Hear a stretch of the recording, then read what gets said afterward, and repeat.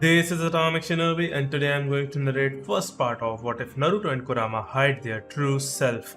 If you enjoyed this video, please like, share and subscribe to this channel. Now wasting no time, let's start the story. The constant chirping of an alarm clock, too loud for my ears, causes me to open my eyes.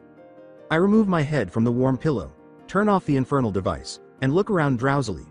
I see an old, disorganized room with posters on the walls and furniture that appears to be in poor condition.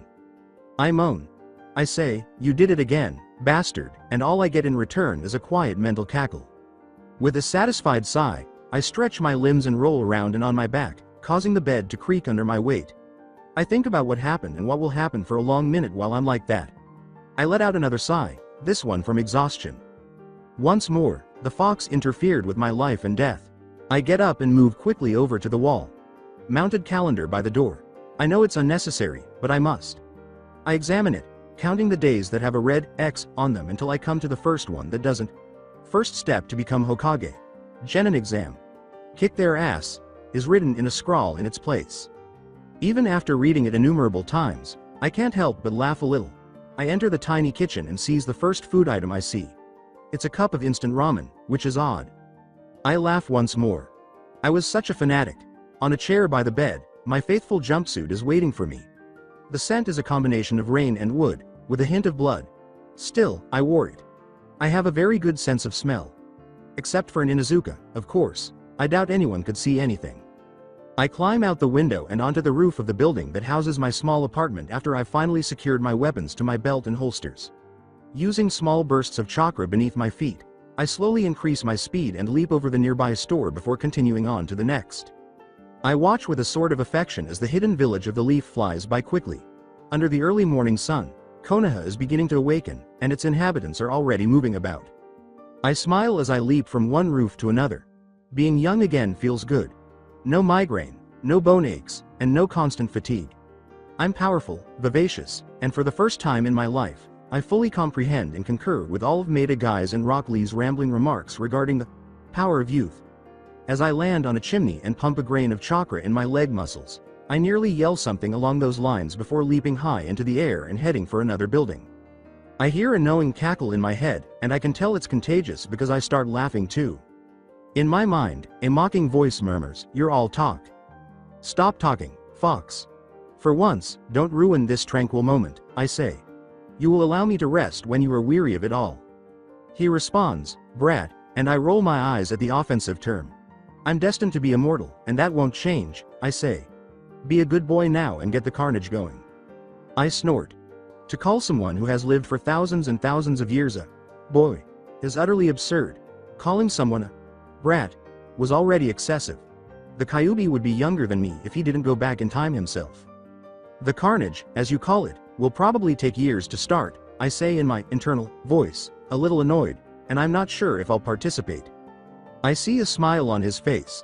"You will. I just keep jumping over the streets of Konoha, enjoying the sunshine and the breeze, because I've learned over the centuries that ignoring an immature but immortal demon fox is always the best course of action." What will occur this time, I wonder? Which team am I going to be on? My teammates will be who? Who is my sensei? I am aware that there isn't a true solution to that. It had been everything. It could be anything. If I've learned anything from life, it's that surprises are inevitable. Living for thousands of years certainly helps, but fortunately, it cannot provide all the answers. If life weren't like that, what a dull existence. I must admit I owe the fox a debt of gratitude. I wouldn't have done, seen, learned, and loved a great deal if it weren't for his obstinate refusal to die. That long day ago, I would have passed away in my bed in the Hokage house. I believed I had lived a long and full life at the time. And it was accurate. Yes, I had. However, everything is relative, with the exception of a demon's stubbornness, which is excessive from every angle.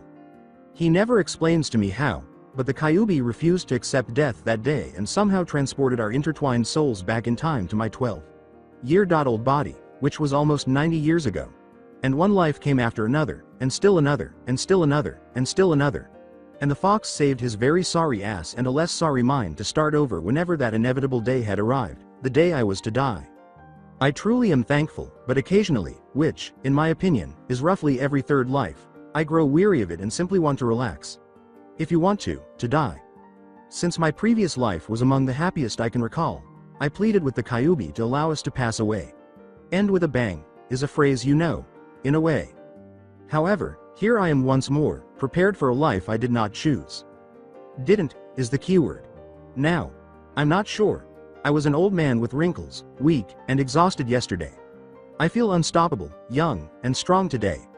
In front of me is a bright, promise-filled new life with limitless possibilities. Why shouldn't I find it enjoyable? Whether I wanted it or not, it would be completely foolish to waste this opportunity now that I'm here. I allowed myself to drop from the roof I was on and onto the street, and I started to move calmly and assuredly in the direction of the nearby ninja academy. The first glare I encounter is from an elderly woman who narrows her hateful eyes from the front door of her shop as I turn the first corner. For a moment, I stare at her in confusion. Then I recall. Yes, I am no longer Hokage. I am currently the demon brat who murdered hundreds of villagers and shinobi. Yandaime, who was adored, died because of me. Furthermore, I am Uzumaki Naruto, the prankster king. It's likely that I recently painted this woman's house orange or something. I haven't been hurt by the glare in a very long time. Even though I know she is at fault, I don't really blame her because I now understand how she feels. She is not to blame. It's probably nobody's. I bow slightly and give her a smile as I walk by. Before I turn to face her again, I notice the astonishment in her face. Before I arrive at the ninja academy, I run into other villagers. They all give me glares, and all they get in return is a small bow and a courteous smile. In a way, their responses are funny. They look at me funny, tilt their heads, and startle.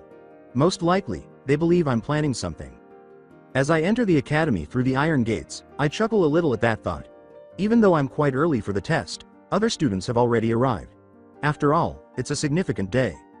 When the Genin exam is held, Aburame Shino is leaning on a tree to my right. I can feel his eyes on me as I get closer, hidden behind his sunglasses. Hi Shino. I wave my hand cheerfully and smile as I greet him. We have a close friendship. In certain lives. We've worked together a lot, but that doesn't really say anything because I've been on teams with almost every Konoha ninja, not just kids my age. In any case, the fact that we were teammates in my previous life is important. Like sex, it's always the last life that counts. The first and the last.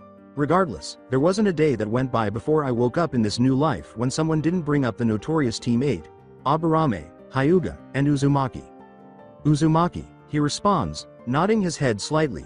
I'm not sure if it's because of the impending test or my presence, but I've noticed that he's a little stiffer than normal. You notice these little things after being his best friend for a lifetime or more. I recall that during the academy years, we didn't communicate much.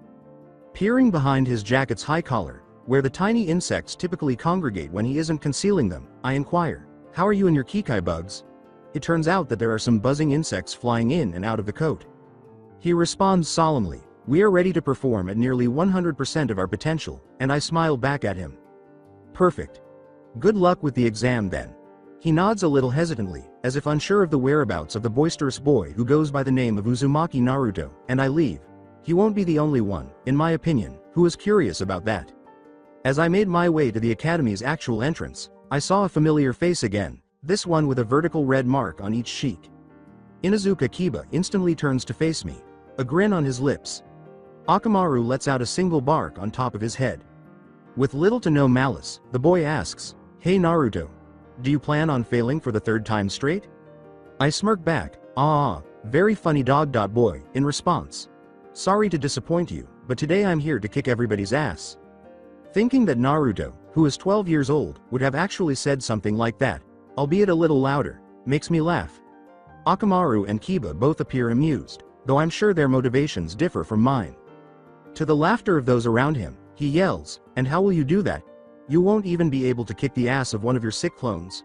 I recall that, as a class joke or something, my pitiful looking clones were quite well known during my academy years.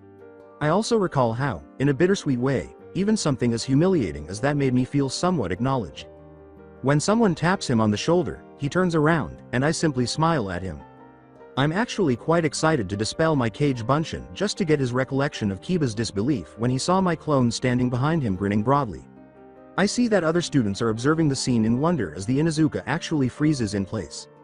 My clone appeared out of thin air without making any noise or smoke, and he even touched Kiba's shoulder to demonstrate his solidity and, thus, his abnormality.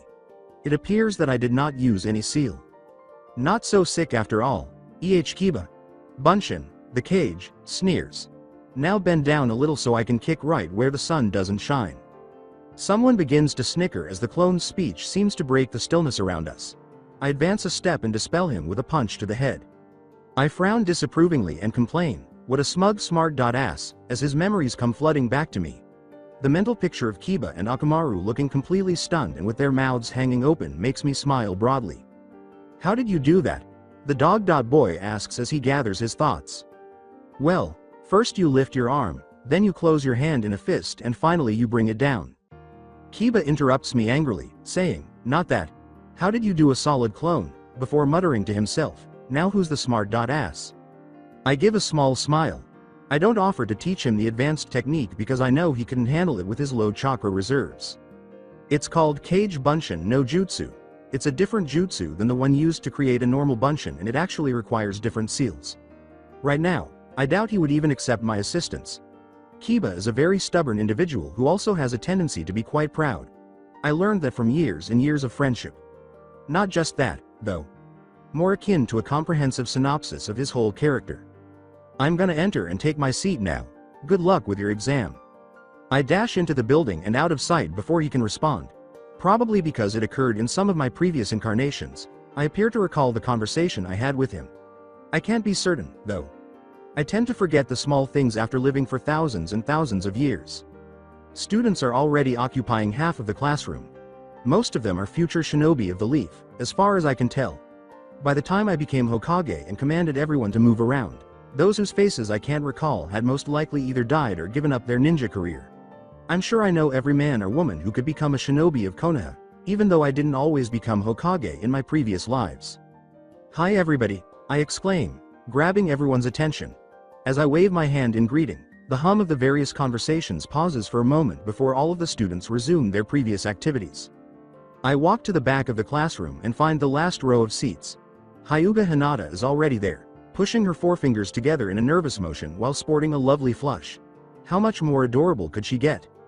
I sit next to my children's mother and my former wife. It's not a very pleasant memory of the last time I saw her. It had been awful to watch her slowly and painfully pass away in our bed. Nothing visible, no blood, no wound. A fairly common illness that affects an elderly body that is too exhausted to protect itself. In such a case, it's always much, much worse. In those situations, the sense of powerlessness always seems more intense, more acute. Now that she's young and healthy, I watch her safely. I cover those gloomy thoughts with layers and layers of pleasant memories while grinning. It's simple. There is much more to them. Instead of adding Chan to her name, as I typically did in the great majority of my previous lives, I say, "Hey Hinata. How are you?" Even without the familiar form of address, she will struggle to stay awake. As expected, she ducks her head and presses her forefingers even harder, her cheeks nearly turning purple. She stutters, "H. Hi and Naruto. I'm fine, T. Thank you," before inhaling deeply and trembling. "H. How are you?" I feel great. I blurt out with excitement. I'm sure she enjoys it when I project confidence. When I do, she feels secure herself. Today we'll show these weaklings how strong we are, right Hinata? I worry that she won't be able to resist for long because she blushes more if that's even possible. She nevertheless gives a vigorous nod. Yes. She notices when I smile at her because her white eyes dart stealthily over to my face. She briefly appears to be almost mesmerized, her mouth partially open in a dreamlike pose, before swiftly averting her eyes from her still pressing forefingers. She doesn't faint, which is encouraging to me. We're not at touching level yet. If I put my hand on her shoulder, she would probably have a heart attack. And we probably won't be for months, especially if we're not on the same team. The bell that alerts all of the students to the impending start of the exam interrupts our conversation. A stream of anxious, hopeful ninjas bursts into the classroom after a few seconds, and following a brief altercation involving the two seats next to one Uchiha Sasuke, everyone appears to be more or less prepared. With a block of sheets in his arms, Amino Iruka enters, followed by that idiot Mizuki, who is grinning subtly. Iruka's expression is blank, but it becomes serious when he faces the class. He looks around the room before briefly focusing on me. "Today is an important day of your life. I know every one of you has the potential to become a shinobi of the village of the leaf," he says. He would have done it, I knew. He always does. I smile confidently and reassuringly just for him. "I want you to focus and give all yourselves during this exam. Make me proud." Nevertheless, he quickly tosses all the sheets into his hands, and before long, we are all holding one. The first part of the Genin exam starts now. You have an hour. Hinata blushes wildly and whispers back to me, "Good luck," as I take the pen and say it. Since I've taken the test so many times, I don't even need to read the questions, but I take great care when I respond to them. I don't want to perform too well or too poorly. After taking the test innumerable times, I discovered that I could be placed on practically any team with any sensei if I could just pass the written portion. When I can't predict something, I like it. As I finish answering half of the questions, Iruka sensei is frowning at me. I cock my head sideways as though to inquire, "What?" and he simply shifts his attention to another pupil. At this point, he knows me better than anyone else, and he most likely believes that I've changed. I can't tell what that is. I turn in my sheet and follow Mizuki out onto the training field for the taijutsu portion of the test when the bell rings once more. I smile a little. Holding back here is not necessary. An excellent one is available to kick the blonde bastard's ass instead. Iruka looks intently at me as the other students battle Mizuki. Yamanaka Ino is the only person after me in alphabetical order. I'm laughing uncontrollably as I roll on the grass after Akamaru bites the Chunin's left hand. Being a child again feels good. After his match, Kiba throws me a smirk, and I return the favor. Although Akamaru technically delivered the second blow, he was the only one to strike Mizuki more than once. On one occasion, Hinata nearly succeeded, but the Chunin ultimately stopped the girl's blow. When it's Sasuke's turn, the boy dazzles both senseis with 4 scored blows and a few impressive taijutsu moves. When Iruka finally calls my name, Uzumaki Naruto. As I approach the fighting circle, I stand in front of Mizuki, who reiterates the match's rules. I smile as I nod my way through the warnings and lectures. "Begin!" exclaims Iruka. Without wasting any time, I use my flawless chakra control on my legs and feet to charge straight at him at a high speed. As soon as I get to the shocked Chunin, I quickly move to the right and punch him in the ribs. He tries to hit me with his other hand after parrying it, but I punch him in the gut and swat his blow away like it was a fly. He's obviously taken aback when I dismiss his strike so quickly, and he can't keep up with me. He recoils in agony, but I grab his right wrist and draw his bulky frame in my direction. Just as I punch him under the chin, I jump a little and give his left shin a hard kick. I love the sound of his pathetic yelp as he is flung off his feet and then hits the ground. 2 seconds were needed for everything. Mizuki's moan is the only sound to break the stunned silence that surrounds us. When I turn around, I see that everyone is gaping at me. I simply give a startled Iruka a smile and give him the victory sign. The injured Chunin finally gathers himself, announces the match is over, and rushes to his fellow sensei on the ground. I see that everyone is staring at me strangely as he helps him stand up. I simply shrug and go over to the 2 men who are on the other side of the fighting circle. Mizuki appears somewhat stunned by the blow to the chin. I merely say, "Mizuki sensei, I'm sorry if I went too far," while pretending to smile. A proud smile spreads across Iruka's face as he shakes his head.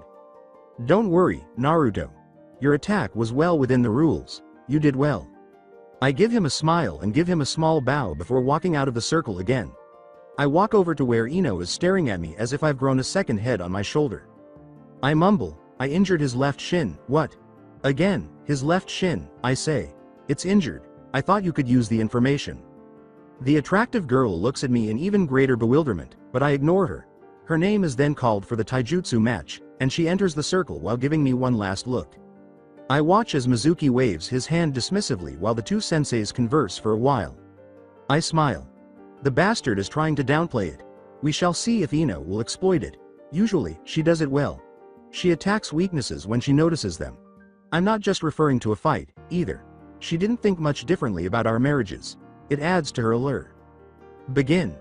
With blonde hair swirling behind her, Ino dashes across the circle and attempts a few jabs at the Chunin, who easily blocks them and strikes her right shoulder with a palm strike in return. Mizuki catches the overextended limb and uses a foot sweep to knock her other foot out from under her as she avoids it and tries to kick him in the stomach. Mizuki releases her and slowly backs away, wincing barely perceptibly as she falls to her left side. "Bastard, it hurts." The blonde girl gets to her feet, her blue eyes narrowing as if she were irritated. She strikes Mizuki's upper body once more with a series of punches and kicks. Without shifting from his position, the Chunin blocks every blow and strikes her shoulder with his palm, causing the girl to stumble back. She snarls and rushes forward more quickly than before, kicking his injured left leg this time. Mizuki stumbles unsteadily and hisses in agony as her foot slams into it because he cannot move quickly enough to avoid it. Ino's fist leaps up and hits the Chunin's nose, buoyed by the small victory. Hard. As Mizuki falls to the ground, the subsequent snap of bone echoes through the training ground's silence, causing multiple students to wince. Ino leaps back, as if in disbelief at her actions. As everyone begins chatting about the thrilling match and Ino's victory, I struggle to control the snicker that tries desperately to come out of my mouth. This has never occurred before. If little Ino kicked bastard Mizuki in the ass, I'm fairly certain I would recall it. Now I'm laughing aloud. Despite Iruka's obvious amusement at Mizuki's fate, the girl is apologizing profusely to both senseis in the meantime. Soon after, a few academy assistants take the injured Chunin to the hospital.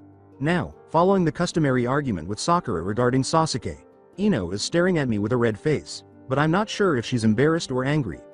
I give her a smile and then brush it off, following Iruka Sensei and walking alongside Kiba to the location of the exam's weapon section. I say, "You did good out there, Akamaru," while stroking the boy's head with the small dog.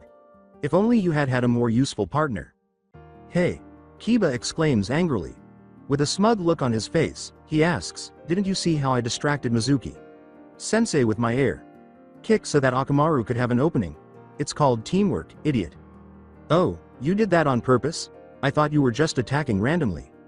I hit home, at least partially, as evidenced by his slight flush. "Of course not, we had planned it all. Right, Akamaru?" Kiba steers the conversation in a more positive direction after the dog barks once hesitantly, or perhaps that's just my impression. He admits, "You weren't too shabby either," and then beams broadly. He laughs, "And you did kick his ass. Did you hear the snap of his nose at Ino's punch?" "How could I not?" I ask, sharing his laughter. "It was like when you break a twig in a forest at night. Nobody can miss it." "Anyway, if you hadn't dazed him like that, she wouldn't have been able to do it," he adds in jest. I scowl. "Not really. Didn't you notice how much faster Ino was when Sensei pissed her off? She will be a good kunoichi, I tell you." When I say these things, I'm kind of cheating. I'm not just making a prediction. I know she'll make a good kunoichi. But why should it matter, anyway? Kiba simply grunts, which translates to, "You're right, but I won't say it," in his native tongue. Sasuke is slightly to the right of me as I watch, and Sakura is obnoxiously circling him. In what hell is Ino? Oh no, she's right behind us. Her face a fiery red that screams, "Danger," as I slowly turn around. I give Kiba a sideways push, and after a moment of perplexity, the boy looks past his dog and shoulder. Out of the corner of my eye, I catch him flinching before focusing entirely on the insane blonde in front of me. She only lets me say, "Air," before slamming her hammer fist into my head, leaving my ass on the floor. OWW. Neither Kiba, who roars with laughter alongside Akamaru, nor she, who simply huffs and leaves, seem to sympathize with my whining. I take Shino's offered hand, rub the bump that has already started to form on my head, and get to my feet. I yell, "She could have hit you too, you know?" at the Inuzuka, who is still howling. Maybe she's just waiting for a juicier opportunity.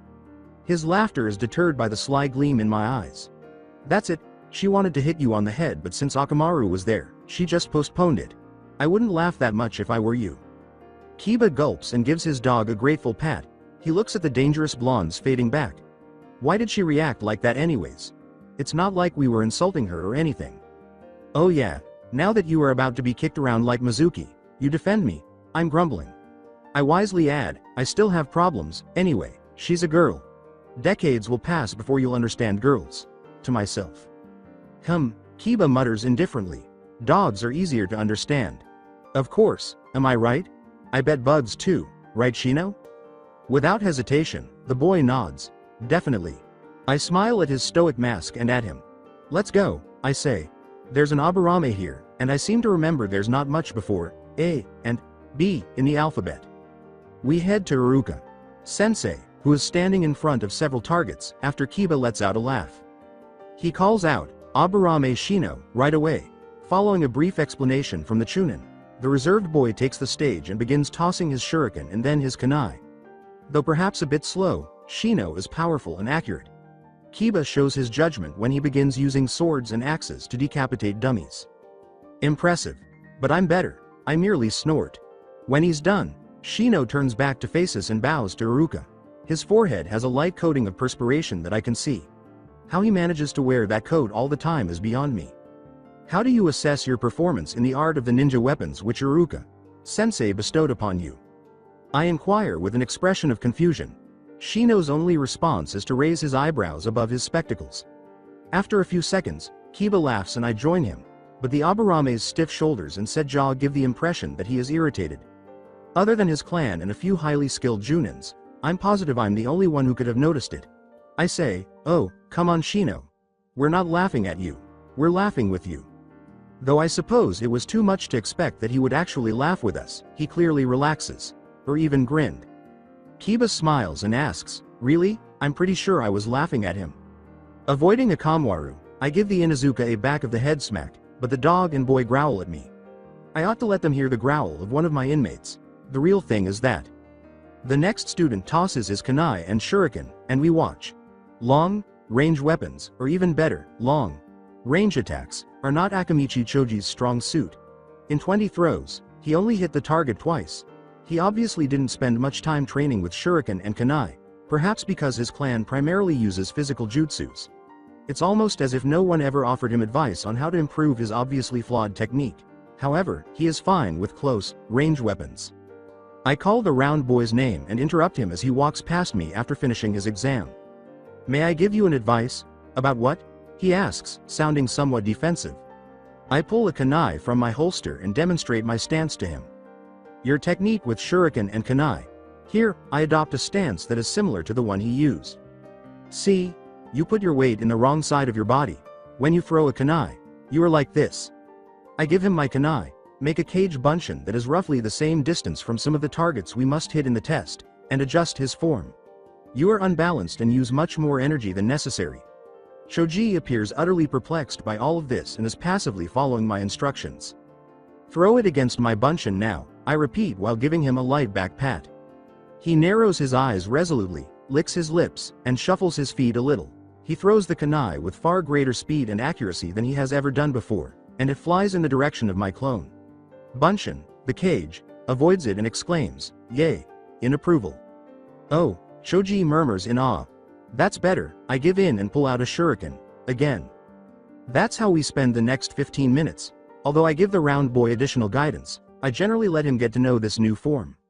Even though he's still incredibly careless and his weapons could fly much faster given his strength, he has improved. During this kind of lesson, we attract a lot of attention, and a small crowd gathers around us when we pause to watch Kiba's turn.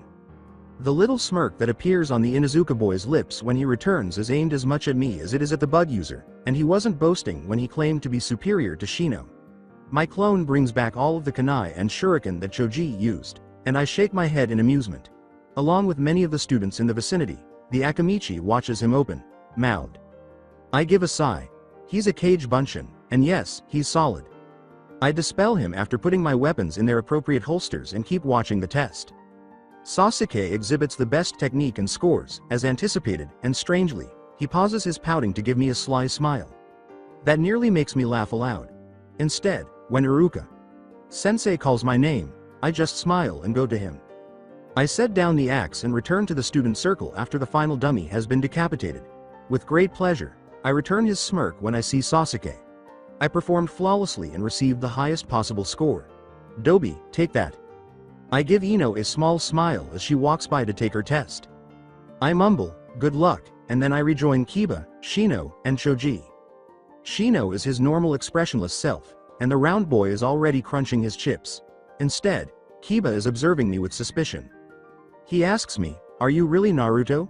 Since I am, in a sense, the Hokage, I snort. "No, I'm the Hokage under disguise." Insisting, "Really, you can't be the dead last."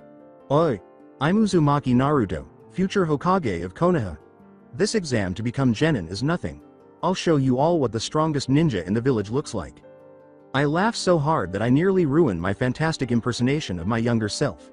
I am enjoying every second of it. At this age, I was such a fool. Yeah, Kiba dismissively waves his hand. My habitual boasting seems to be sufficient evidence of who I am. We know. I must now smile maniacally. Only a handful of the nearby students are staring at me as if I were crazy. I already see some faces filled with amazement. I had forgotten how little it took to be taken seriously. Ino's exam's weapon section is lacking. She is about on par with Choji in terms of long-range weaponry, which is hardly respectable for a genin. However, she is actually worse with swords and axes. She appears upset when Iruka-sensei stops her, but she is powerless to stop it. I'm seated next to Shikamaru and Sasuke as we return to the classroom for the final portion of the test, which begins in 30 minutes. The Uchiha gives me a grumpy look and then carries on with his usual brooding. Instead, the other boy strikes up a discussion with me. The man says, "Hey Naruto, you were pretty good out there," to me. With his feet on the desk and his head lolling toward me, he appears to be extremely bored. "Thank you. You were good enough and we both know that was what you aimed for," I smile in response. I have far too much experience, but he almost instantly schools his features into a blank expression. He poses as bored and perplexed, asking, "What do you mean?" I simply raise my eyebrows and continue to gaze at him. After standing motionless for a few seconds, he lets out a sigh and makes one hand gesture. "Whatever." "Naruto!" yells someone. "Move your ass and leave me your seat," says Haruno Sakura, who is pointing at me with her forefinger as I turn around. I pretend to be perplexed as I mimic the Nara boy's expression. "Why Sakura-chan?" She places her hands menacingly on her hips and says, "Because I want to sit next to Sasuke-kun. That's why. And don't call me Sakura-chan." "Okay," I reply. "If you want to sit where I am, then you have to do something to prove yourself." When she sees my big smile, she hesitates. "I don't have to prove myself to you, idiot," she screams. "Oh, but it's not to me you'll prove yourself to," I shout. She asks harshly, "And to whom then?" But I just give her a kind smile. "But to Sasuke-kun, of course." There are multiple reactions to my sentence. The pink-haired girl pauses for a second before blushing in embarrassment. The dark-haired boy on my right snaps his head in my direction with a death glare. And then there is a profound silence in the classroom. Sakura responds, "Okay," with a half-determined, half-conscious tone. Sasuke growls in a low voice, "What are you up to, Dobi?" But I completely ignore him and speak to the girl in front of me instead. "Good," I say, pointing to the ground and pausing briefly to heighten the tension. "You have to get Shino to say the word, cute, in order to sit here." A recognizable voice shouts from the rear of the classroom, "What?" As everyone turns to face it, Shino is the only person standing there. His shocked expression as he rushes to re-establish his stoic facade makes me nearly laugh. The normally calm bug user's strong reaction causes Kiba to howl with laughter, suggesting that his will is weaker than mine. The dog-boy, of course, most likely had no intention whatsoever of holding back his laughter. I turn back to Sakura, and she seems thoughtful. She then stalks toward Shino after slamming her fist into her palm. I always told Shino that he was no fun. He has a hand on my shoulder and is already behind me. Additionally, the hand is clasped a bit tighter than is necessary. He looks at Sakura, who is approaching slowly, and says, "Naruto," with the slightest hint of anxiety in his voice. "Anyone who stands or sits in her way will be kicked aside by the girl. I would appreciate if you stopped this foolishness now." I give him a smile. "Say, cute, then." If I didn't know any better, I would assume that he is gritting his teeth because of the way his jaw is clenched. He begins to squeeze his hand excessively. That won't happen. Shino is compelled to mimic me as I look at Sakura's fervent expression. Behind those sunglasses, I see his eyes enlarge slightly. I tremble as I say, "It's just a little word," my voice barely suppressed with laughter. "You can even whisper it to me and no one will be any the wiser. Just once." He glances at Sakura once more. You can see her lips moving as though she's practicing a speech or something, and she's only 6 seats away. She still has that crazy glint in her eyes. Shino takes a deep breath and the hand on my shoulder suddenly trembles a little. Then he droops his head and whispers softly, "Cute." I finally lose it over that. I slammed my fist against the desk and held my stomach with the other hand as I let out a loud laugh. I can't help but stop when the bug boy whispers something else, most likely a curse. Saying a word like, "cute," by the stern and granitic Aburame Shino is hilarious. Even though I've known him for centuries, I've never heard him use that word. In any case, these minor details are what truly add value. I mean, living repeatedly. No matter how certain you are that you have seen it all, something new and unexpected always comes up. Life is good. However, I believe I ought to have made Shino say, "Cutie." Perhaps next time. Now that Sakura has arrived, my instincts for self-preservation are activated. "Sakura. Sakura." I exclaim in between giggles. The girl pauses and turns to face me, her arms raised to grab Shino for whatever reason. That's enough. You can sit here. I hear a chorus of, "Ah," and get to my feet. I say, "Sorry guys," with a laugh. The show ends here. Sakura starts to annoy Sasuke and practically pushes me away. Before rolling his eyes at the girl, the Uchiha boy gives me another death glare. I smirk at him and Shikamaru, who looks amused, and then I follow Shino. The bug user looks at me like I'm irritated, but I just smile and shrug. It was fun. By rolling his eyes, which to him is equivalent to laughing uncontrollably, he concedes my point. He sits down once more, and I look around the classroom and see that there is nowhere occupied. I begin to walk after spotting it in the front row. On my way there, I get a death glare from a red-faced Ino and a smile and thumbs up from Kiba. I finally take a seat, put my hands behind my head, and unwind a bit. Iruka eventually returns from the adjacent room and explains the final section of the Genin exam. We're to execute the Bunshin no Jutsu as usual. Shino enters first, and a few minutes later, he's wearing his leaf head protector. Way to go, Shino, I say in his honor. He goes back to his seat, expressionless as usual, almost always, both hands in his coat pocket. When Hinata's turn arrives, she enters the other room with a shaky gait. Her lovely blush is the last thing I see of her after she looks at me and gives me a big smile and 2 thumbs up. I whoop once, lifting my fist in the air as she leaves with the Hide in her hands, barely controlling myself from leaping over the desk and slapping her in an embrace. I exclaim joyfully, "Great Hinata! You're a genin," and she ducks her head, blushing wildly and grinning slightly. As usual, everything else proceeds as usual, except for the times I went crazy and destroyed everything or just embarked on a protracted training trip. The first day of my innumerable lives has never seen a significant change. In any case, I enter the exam room with confidence when Iruka calls my name. The desk in front of me is occupied by 3 shinobi. Mizuki is conspicuously missing. He may still be in the hospital, though I doubt it. 2 younger chunins, who appear somewhat familiar, have taken his place. They have hard, but not hateful, gazes. They are likely unaware that Kyuubi no Kitsune is ingrained in me. But the stain of that secret affects them just as much as it does everyone else. Iruka smiles and says, "Well Naruto, this is the last portion of the exam. I want you to create 3 effective bunshins in the next 20 seconds. As I consider making them without seal, smoke, or poof, I give him a nod. The question is whether to flaunt oneself or not. Ultimately, I just follow their instructions and stop there. Even so, I can tell that my 3 bunshins are impressed by the small amount of smoke they produce. As Iruka Sensei gets up and closely examines my clones, the person on the right scrawls something down on a sheet of some kind. Then, grinning, he offers me one of the leaf head protectors that are on the table. You pass. I accept the symbol of my old, new status as genin by giving him a big smile and bowing slightly. Thank you Iruka. Sensei. You're welcome. In order for him to call the final student and end the session, I dispel my clones and leave the room with him. Yamanaka Ino. As I go back to my seat, I get more smiles than I anticipated. I give Ino a playful wink as I walk past her, who appears anxious, and then I take a seat. She has already hurried into the exam room, leaving a perplexed Iruka in her wake when I raise my eyes once more. Am I now bothering her too much? Kiba returns my smirk with a grin of his own. Even though he's on the other side of the room, he can clearly see me when I point to my leaf Hide and mouth the words, "Mine is better." He mocks me with a visible snort and begins polishing his. When Ino returns from the examination room, she is beaming broadly and wearing her new head protector. She approaches Sakura and Sasuke directly and begins to swoon over the boy. A few minutes later, Iruka walks in. The scarred Chunin looks us in the eye and says solemnly, "I once again congratulate those of you who became genins. You are now real ninjas, but you have a long path ahead of you. The hard part of being a shinobi has just started. To those who didn't pass the exam, I just want to say to work hard for your next chance. I'll see you back in a month when the new term starts.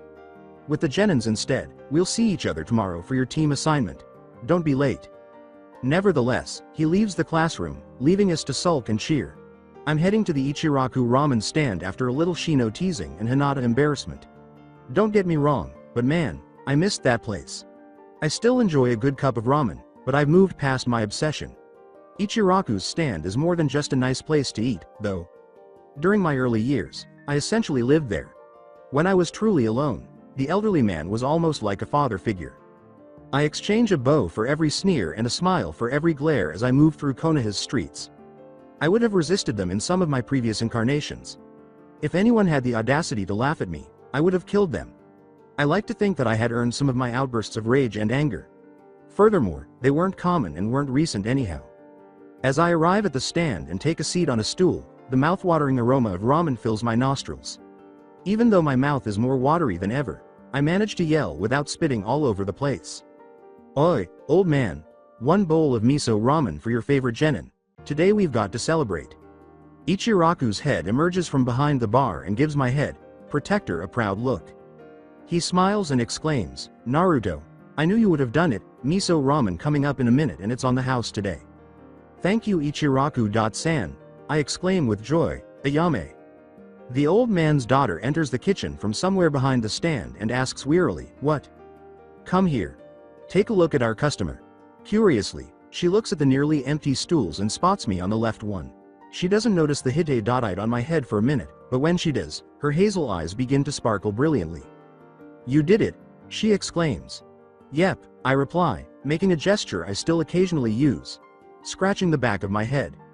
"Oh, but we have to celebrate then, your first bowl is on the house today." I chuckle. "You're late for that, that was already settled." She firmly insists, "The second bowl then," and one smile back at her. "Okay." I thank Ichiraku and Ayame after 30 minutes and a ton of noodles, and then I begin to explore Konoha's streets. I return to my apartment, take out my savings, and use Henge no Jutsu to transform into a less recognizable brown-haired boy in order to buy a few things. To put it simply, it will make things simpler. After an hour of shopping, I now have a full set of chakra. Adjusting training weights, more and better weapons, and some clothes that aren't orange. As soon as I enter the woods close to the east gate, I put them on, adjusting them so that they are difficult but bearable. Even mastering multiple styles of taijutsu won't help much if your body isn't up to par with your opponent.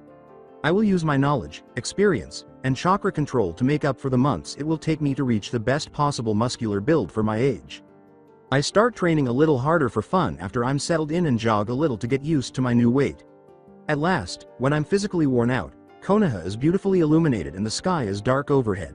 From a bare rock close to the training grounds, I observe the village while my skin cools in a light breeze and my breathing slows. I have one more thing to do before I return home for a well-earned night's sleep. I quietly get up from where I'm sitting and steer through the pitch black woods once more. I stop in a little clearing and close my eyes. I've done this exercise countless times before, and the sound of my slow breath intakes helps me focus and relax. The demon fox doesn't even need to hear me speak. He begins to pour a small amount of his chakra into me through the Yondaime seal as soon as he senses that I'm ready. For him, it's a very small amount. It is more than the majority of Junins will ever have, though.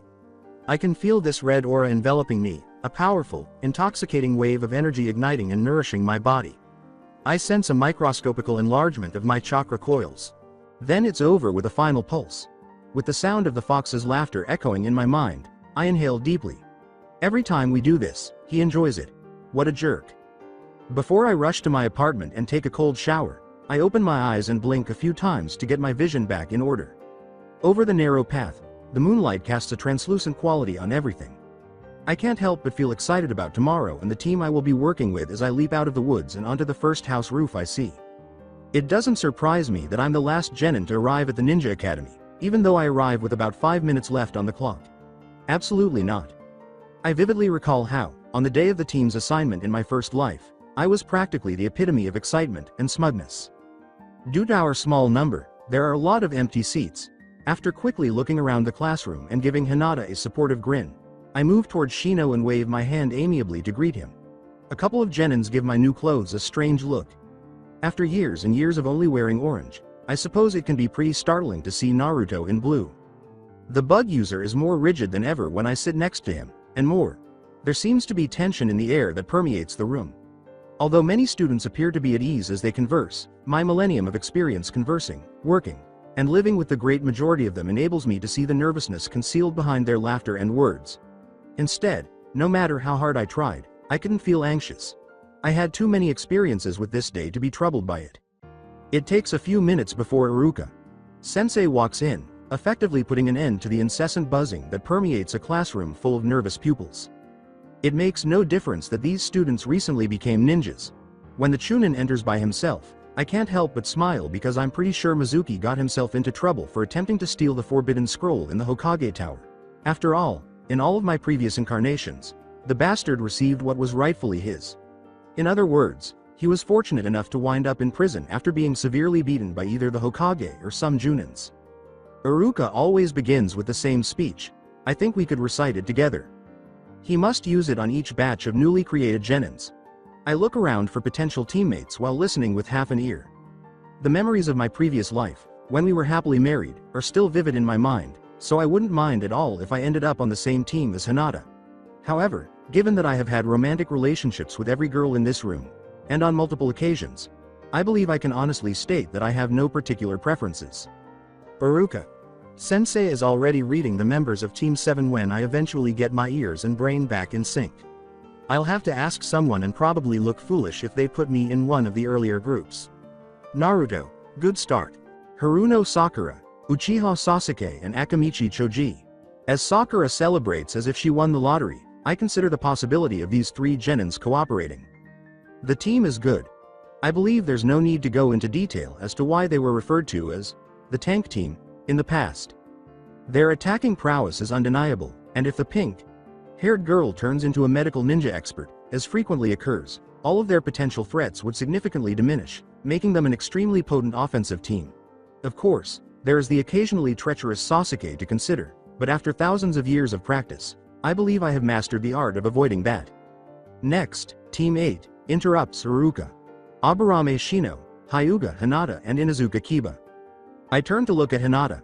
The girl appears dissatisfied, most likely due to our separation. Her forefingers are pressed together in that recognizable gesture, and her eyes are downcast. She ought to be content. Her team is excellent and well-rounded. The team will be far from weak offensively, but given the girl's eyes, Kiba's and Akamaru's noses and ears, and Shino's bugs, it will primarily be a reconnaissance group. One bug swarm of a skilled and prepared Aburame can quickly poison your body, eat one of your limbs, or drain you of chakra. The Inuzuka clan's techniques are among the strongest in the village, and the Hyuga's Juken is lethal in close combat. Not bad at all. There are only 4 teams, or 12 genins, remaining. In the 9th group, Iruka doesn't call my name either, but I catch him giving me a quick glance before reading the next one. I'm coming. And now, Team 10. Nara Shikamaru, Yamanaka Ino and Uzumaki Naruto. I scowl a bit. This is nearly brand new. In the past, it didn't happen very often, so I should be grateful for that alone. I am, too. I am uncertain if my 2 teammates will be as well, which is the problem. I shift my eyes to them. As usual, Shikamaru shows little interest. Ino is unnaturally rigid and motionless. I thought she would whine a little, maybe even explode. Instead, nothing. Not a sound, not a gesture, not a word. According to the way his brows are furrowed as he looks at her, Shikamaru appears surprised as well. We look at each other questioningly and then simultaneously shrug. After all of the genins have been assigned to a team, Iruka tells us that we can go out and do anything we want for the time being, and our new senseis will arrive in the afternoon. Ino almost immediately leaves the classroom and vanishes. I go up to the Nara boy and walk more slowly after him. The attractive girl is nowhere to be found on the academy grounds, but Shikamaru doesn't seem to care. The sluggish boy finds a grassy mound and lies down on it. After observing him for a moment, I take a seat beside him. For a few minutes, we sit there in silence, him watching the clouds pass by with his hands beneath his head. I begin to play with some grass blades, controlling the flow of one of them with a basic exercise that uses my chakra to make it float. I wouldn't need it. My technique was perfected over millennia of practice.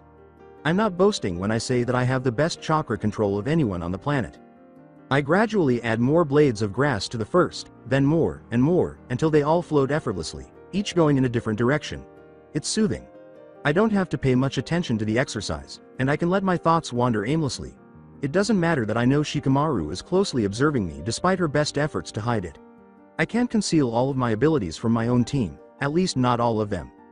I recall all the times I worked with Ino and Shikamaru as a teammate, the tactics we employed, and the roles we all played. I find myself with something that resembles an unfinished Rasengan hovering over the flat of my hand when my thoughts return to earth and my gaze leaves the clouds that the Nara boy seems to adore. The sole distinction is that it is composed of grass blades. My subconscious has dictated that it has been completely unintentional. I laugh a little and release the swirling mass. I sigh and get to my feet, grinning like the fool I am.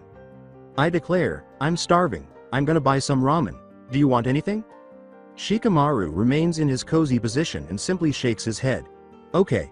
See you soon, then. I feel Shikamaru's eyes constantly on me as I walk to the academy's exit, dusting my new blue clothes a bit. Ooh.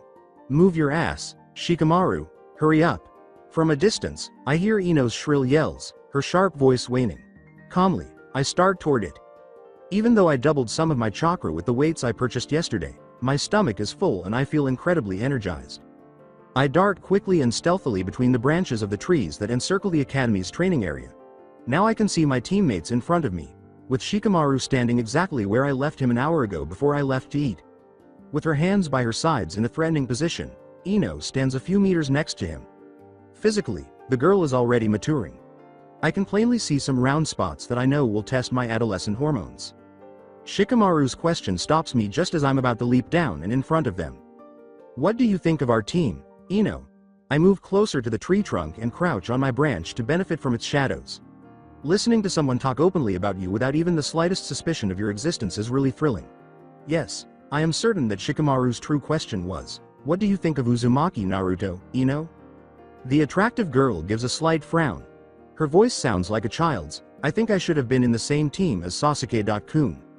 The kunoichi waves a fist in front of Shikamaru's face as she sees her serious and slightly irritated expression. The Yamanaka girl pauses for a moment before continuing with a dreamy expression, not to say, the prettiest, don't you dare say anything bad about Sasuke-kun. If he was in this team in your place, or in that loser Naruto's, then we would definitely be the strongest. I find it more difficult not to mimic the Nara boy's mocking snort. I somehow succeed, and Ino's death glare only reaches him. Shikamaru says in his monotone voice, and yet, Naruto got one of the highest scores in the exam, and if it hadn't been for the written part, he would have been on top of everyone, which is undoubtedly untrue this time around like it is in many others. And he really helped Choji with his throwing technique of kunai and shuriken. You did see it as well, didn't you, Ino? Did you see how much Choji improved in only 20 minutes? When Ino responds, he just got lucky during the exam, she shrugs. And about Choji, I guess no one can be completely incompetent in everything. Maybe Naruto is passable with throwing weapons. Passable? Shikamaru raises an eyebrow, as I can see. He got the highest score possible. Your Sasuke-kun didn't even get near him. Ino is just furious now. At least for a while, I'll have to keep in mind not to criticize Sasuke in front of her. It appears that the girl has no intention of conceding the point. She yells, we're talking about Naruto here. The dead last, the idiot, the loser Naruto. And, as the Kyuubi growls inside my head, I nearly laugh out loud from my position above her. Even after all this time together, he says to me, I don't understand how you can let these brats talk about you like that. I knowingly smile. He would most likely prefer that I simply went around thrashing anyone who gave me a funny look. After a while, he adds, I liked it more when you were a murderous bastard, which confirms what I already thought. I mentally silence him. The show is almost over, but I need to find the best time to show up. Ino practically yells, I repeat it. Yesterday probably had been his lucky day, very lucky. At this point, I make the decision to leap onto the stage. I could probably wait for the right time, but now it will also leave an impression. I fall off the branch and land a short distance from my two teammates. My smile is on the verge of turning into uncontrollable laughter, but I'm not sure I can stop myself if I start now. When I appear, Ino stops dead in his tracks. She wouldn't have seemed as alive as a marble statue. Shikamaru's expression is one of surprise mixed with annoyance. I'm not sure if that's because I was listening in or because he didn't notice me. How long did you listen, Naruto? Long enough, I respond with a laugh, and Ino remains motionless. The young Yamanaka looks down and blushes wildly when I meet her stunned blue eyes that are fixed on me. She appears to be released from her immobility by that small response, and in a self-conscious gesture, the girl puts her hands to her hair and conceals a few curls behind her ears. I point to the academy building and say, we should go, I think, after a few seconds of silence. Our new senseis will get here soon. With a nod, Shikamaru and I head for the door. Ino calls me, Naruto, in a hesitant tone. I smile and turn back to her, seeing that she is still blushing and her eyes are still downcast. I tell her, don't worry Ino, it's okay, but I keep going after noticing her unconvinced look. My smile gets even bigger as I say, really, I'm not offended because I know you're wrong about me. It's like if someone called you ugly. You could not even believe it, because you know you are a very pretty girl. I resume my walk toward the academy, feeling satisfied by my successful compliment, at least based on the doubled flush on her cheeks. I hear Ino whispering something that could just as easily be, thanks, as, idiot. Shikamaru sighs behind me. Troublesome. About half of the genins are still absent when we enter the classroom. I see that the two ninjas behind me are not following me as I move closer to the current Team 8. To get Shino's attention, I give him a back pat. I would have literally knocked Hinata out if I had done that to her. Oi, guys. What's up? Kiba smirks as she responds to me. Nothing much. We're just waiting. And you? What are you doing here? Did your team kick you out already? I give a shrug. Something like that, I honestly respond, surprising the young Inuzuka. Really? I choose to shift the topic and say, nah, not exactly. Hinata blushes more than ever when I wink at her and say, I think yours is the best team. Mainly reconnaissance, but not bad in a fight either. She will have to pick them up off the pavement if she doesn't stop pressing her forefingers together. What point did Iruka Sensei emphasize to us? The importance of avoiding one-dimensional teams to favor instead those well-balanced in the multiplicity of their members. Shino concurs with me in a particular manner. When I respond, I attempt to imitate his severe tone and rigid stance. I raise my hand and adjust a pair of invisible sunglasses on my nose, saying, that is to prevent an enemy from taking advantage of an evident weakness, one intrinsic in a two-specified team. Kiba lets out a loud laugh, and Hinata can't help but giggle as well. Shino actually adjusts his sunglasses and raises both of his eyebrows above them as he looks at me. Precisely. I simply give him a warm smile. We continue our conversation, and when I go back to my team, I see that they are close to Team 7. Shikamaru is listening to Choji with apparent lack of interest, while Ino is clearly circling an expressionless Sasuke and arguing with an irritated Sakura. The Uchiha boy gives me a serious, vaguely menacing look when I get to them.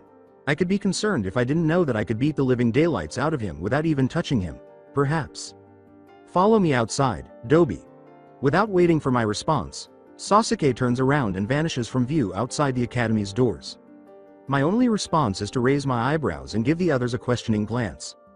I simply shrug and follow Shikamaru out of the classroom after observing only bewildered and, in his case, bored expressions. The boy with the dark hair is entering the fighting circle where the taijutsu portion of the test was held yesterday. What he wants is obvious. I take one step outside the circle and stop. Not just them, but the rest of our teams followed us. Fight against me, declares Sasuke. I give a weary sigh. I might have even been amused if I hadn't already seen this scene innumerable times. Why? Because I want to. Excellent response. For a pampered brat, it fits. Ah, I reply plainly, as though he had been thorough. He's saying, step in the circle, threatening me? That was a threat, indeed. Something is rising within me. My desire is to grab Sasuke and throw him to the ground. To strike him over the head until his remaining brain functions properly. To yell in his face that he must stop wasting his life in that manner and focus on the present rather than the past, as he does all the time. Without hesitation, I swallow these thoughts. I had given in and behaved that way in previous lives, but nothing of that would work, or at least it never did. Instead, I force a phony smile onto my face. You know, you should quit with all that brooding and sulking. It isn't good for your skin. You'll find yourself all wrinkled by the time you're 30. Once more, that is cheating. I'm not merely making a prediction. Sasuke appeared to be quite elderly in some of my previous incarnations. The village women all thought he was adorable, of course. Aside from the lives in which he became malevolent. Consider that. Sasuke gives me a growl. He says, step in the circle, hurling each word as if it were a kunai. Teach the small twerp a lesson, the Kyuubi mutters seductively in my mind. I let the smile slip from my face while ignoring the fox, pretending was beginning to hurt. I say softly, Sasuke, it's foolish to live with the sole intent of getting even with yourself. The boy in front of me is now stunned, and I must admit that I feel a great deal of sympathy for him. It's stupid and useless, and going on like that, you'll miss so many beautiful things. I pause, and your brother isn't worth them. His eyes enlarge, and then the Uchiha boy is flying across the circle with a furious mask on his face. He moves quickly for a genin. However, he lacks experience like one. I easily sidestep his blow, and in a single stride, I'm behind him, his left arm firmly grasped. It's too late by the time he realizes it, and he's lying on his stomach on the ground with my entire weight on him, one foot on his head, and his arm in a tight grip. A little pressure on his head and arm causes him to stop in agony after he struggles for a moment. I disregard the fox's cackle and the boy's gasp. I say, if you want Itachi to win, then go on living like this and you'll succeed perfectly, in a voice so low that only he can hear me. None of the others moved. Odd. At the very least, I would have anticipated Sakura to react. Tell me, why do you hate him? I ask, forcing myself to return my focus to the boy below. Why? Why? Sasuke screams, hardly suppressing his rage and frustration. He slaughtered my clan, my family. I correct him, saying, because it's his fault if you're all alone. Sakura yells, don't step on Sasuke-kun, after finally recovering from what should have been a shock. I disregard her. I release him from my hold and take a step back as he begins to stand up. But you persist on staying alone, despite many people would do everything just to stay beside you. As evidence of what I said, Sakura rushes to us and offers to help, but he waves her away because he is too arrogant and, to be honest, too dim to accept. A hurt Sakura is left behind as the Uchiha boy turns around and leaves the academy. That irritates me a little. Grow up a little, Sasuke. He hesitates for a second, then continues to move away more quickly. I linger a little longer before heading back to the academy doors. As the other genins begin to arrive in small groups, I take a seat in one of the many vacant seats and rest my right cheek on the cool desk. They all give me a startled, amazed, or even suspicious look. I look them in the eyes without any issues until Sasuke and my teammates come up to me. The girl with the pink hair is giving me a deadly look. Naruto. She initiates. Sakura, I interrupt, lifting a hand to do so gently but firmly. He called me Dobi. He wanted to fight. Try to get around your crush, at least to be objective like a good kunoichi should be. The girl flushes and opens her mouth, then shuts it again, as though she wanted to express something about my demeaning use of the word crush. Her face then slightly softens. She doesn't seem to want to decapitate me anymore, at least. Yes. But, she is at a loss for words. When there is nothing to say, that occurs. I made her stammer a bit more so she could come to that conclusion. Choji, Ino, and Shikamaru all say nothing, and the blonde girl has a peculiar look on her face. Fine, Sakura finally admits, sighing. The kunoichi pauses and blinks a few times as though her brain has just processed that specific statement. Your only fault is to have won the fight. How did you do that? Sasuke-kun is the strongest, the fastest. I simply shrug, but based on the number of students listening to our discussion, it appears that most of the class is interested in the answer to this question. I cleverly say, Sasuke was angry. Or better, furious. But rage and fury aren't very useful against a lucid opponent, even if weaker, without saying much. I talk softly and focus entirely on Sakura. Go and bring Sasuke back. Our new senseis will be here soon, and if he's not here he won't make a good first impression. The young Haruno appears to be crying a lot. He doesn't want me, and I don't know where he went. I tried to follow him, but I lost him almost immediately. I give her a smile. I confess, I know where he is, and everyone gives me the look that says, and how would you know that? I disregard their looks and carry on as if nothing had happened. After all, I can't tell them that I sent some clones after Sasuke. It would make matters more difficult. He's in the weapon district, inside the shop called, Attack is the Best Defense. You know it, right? The young lady replies. I nudged her with some shooing gestures, saying, then go or Sasuke will get into trouble. Sakura hesitates for a few seconds before reaching the doors, giving me one last look and running out. There is silence in the classroom, and a lot of genins are now openly staring at me. The moment I give them my brightest smile, which oddly reveals my longer than normal teeth, they instantly turn away. Well, that's better now. Shikamaru tells me, you know, Naruto, you are starting to seem a little too full of surprises for my tastes. And Choji nods his head and crunches a fistful of his inevitable chips, clearly agreeing with him. I laugh. You don't even know the half of it. Ah yes, I'm sure. And you're the one to talk, Mr. Nara. I keep my grades average so nobody expects too much from me, Shikamaru. Ino's head snaps toward him so quickly that I'm afraid she hurts herself. She still gives him a disbelieving look. The boy simply puts his face in his hands and mutters an unintelligible word. How troublesome, is where I'm betting. With some surprise, Ino asks, what the hell is he talking about, Shikamaru? Fortunately for the slothful genin, A few ninjas appear in the room before the attractive girl can say or do anything else. All of them are Junins, and one of them will be in this life as well as others where they served as my senseis. We see them stand at attention, some more than others, and gaze at us gravely, some more than others. Shoji whimpers softly once beside me. I assume he is concerned about his team's 2 absent members. However, no matter how many times I lived on this day, Sasuke's group was always able to get Hitaki Kakashi as sensei. Naturally, Hitaki Kakashi hasn't arrived yet, he won't be for at least 3 hours. Each Junin calls his own team one by one, and the members of that team go out. I am delighted to see that a bearded ninja with a cigarette lit between his lips is the only person glancing in my, Shikamaru's and Ino's direction. Asuma Sarutobi. The only reason I don't cross my fingers behind my back is that I've lived through thousands of lives, which has made me doubt the usefulness of such gestures. Perhaps the funniest sensei I've ever had is Asuma. When it's Asuma's turn to claim a team, my silent prayers are answered, with the possible exception of Midarashi Anko, but that's a different kind of fun. His deep voice is like music to my ears as he says, Team 10, Nara Shikamaru, Uzumaki Naruto, Yamanaka Ino. Come with me. I barely contain my joy as I dash to the door. Asuma is already running slowly across the academy's training field when I step outside. To my right, I feel a genjutsu, but I know it was made by Yuhi Kurenai. Hinata, Shino, and Kiba will have to deal with it. Rather, I feel Ino and Shikamaru trailing me as I begin to run after my new sensei. After a few seconds, we catch up to him, but he quickly picks up the pace to try to outpace us once more while weaving between the trees that encircle the academy. I apparently keep up with him just as easily as my teammates do.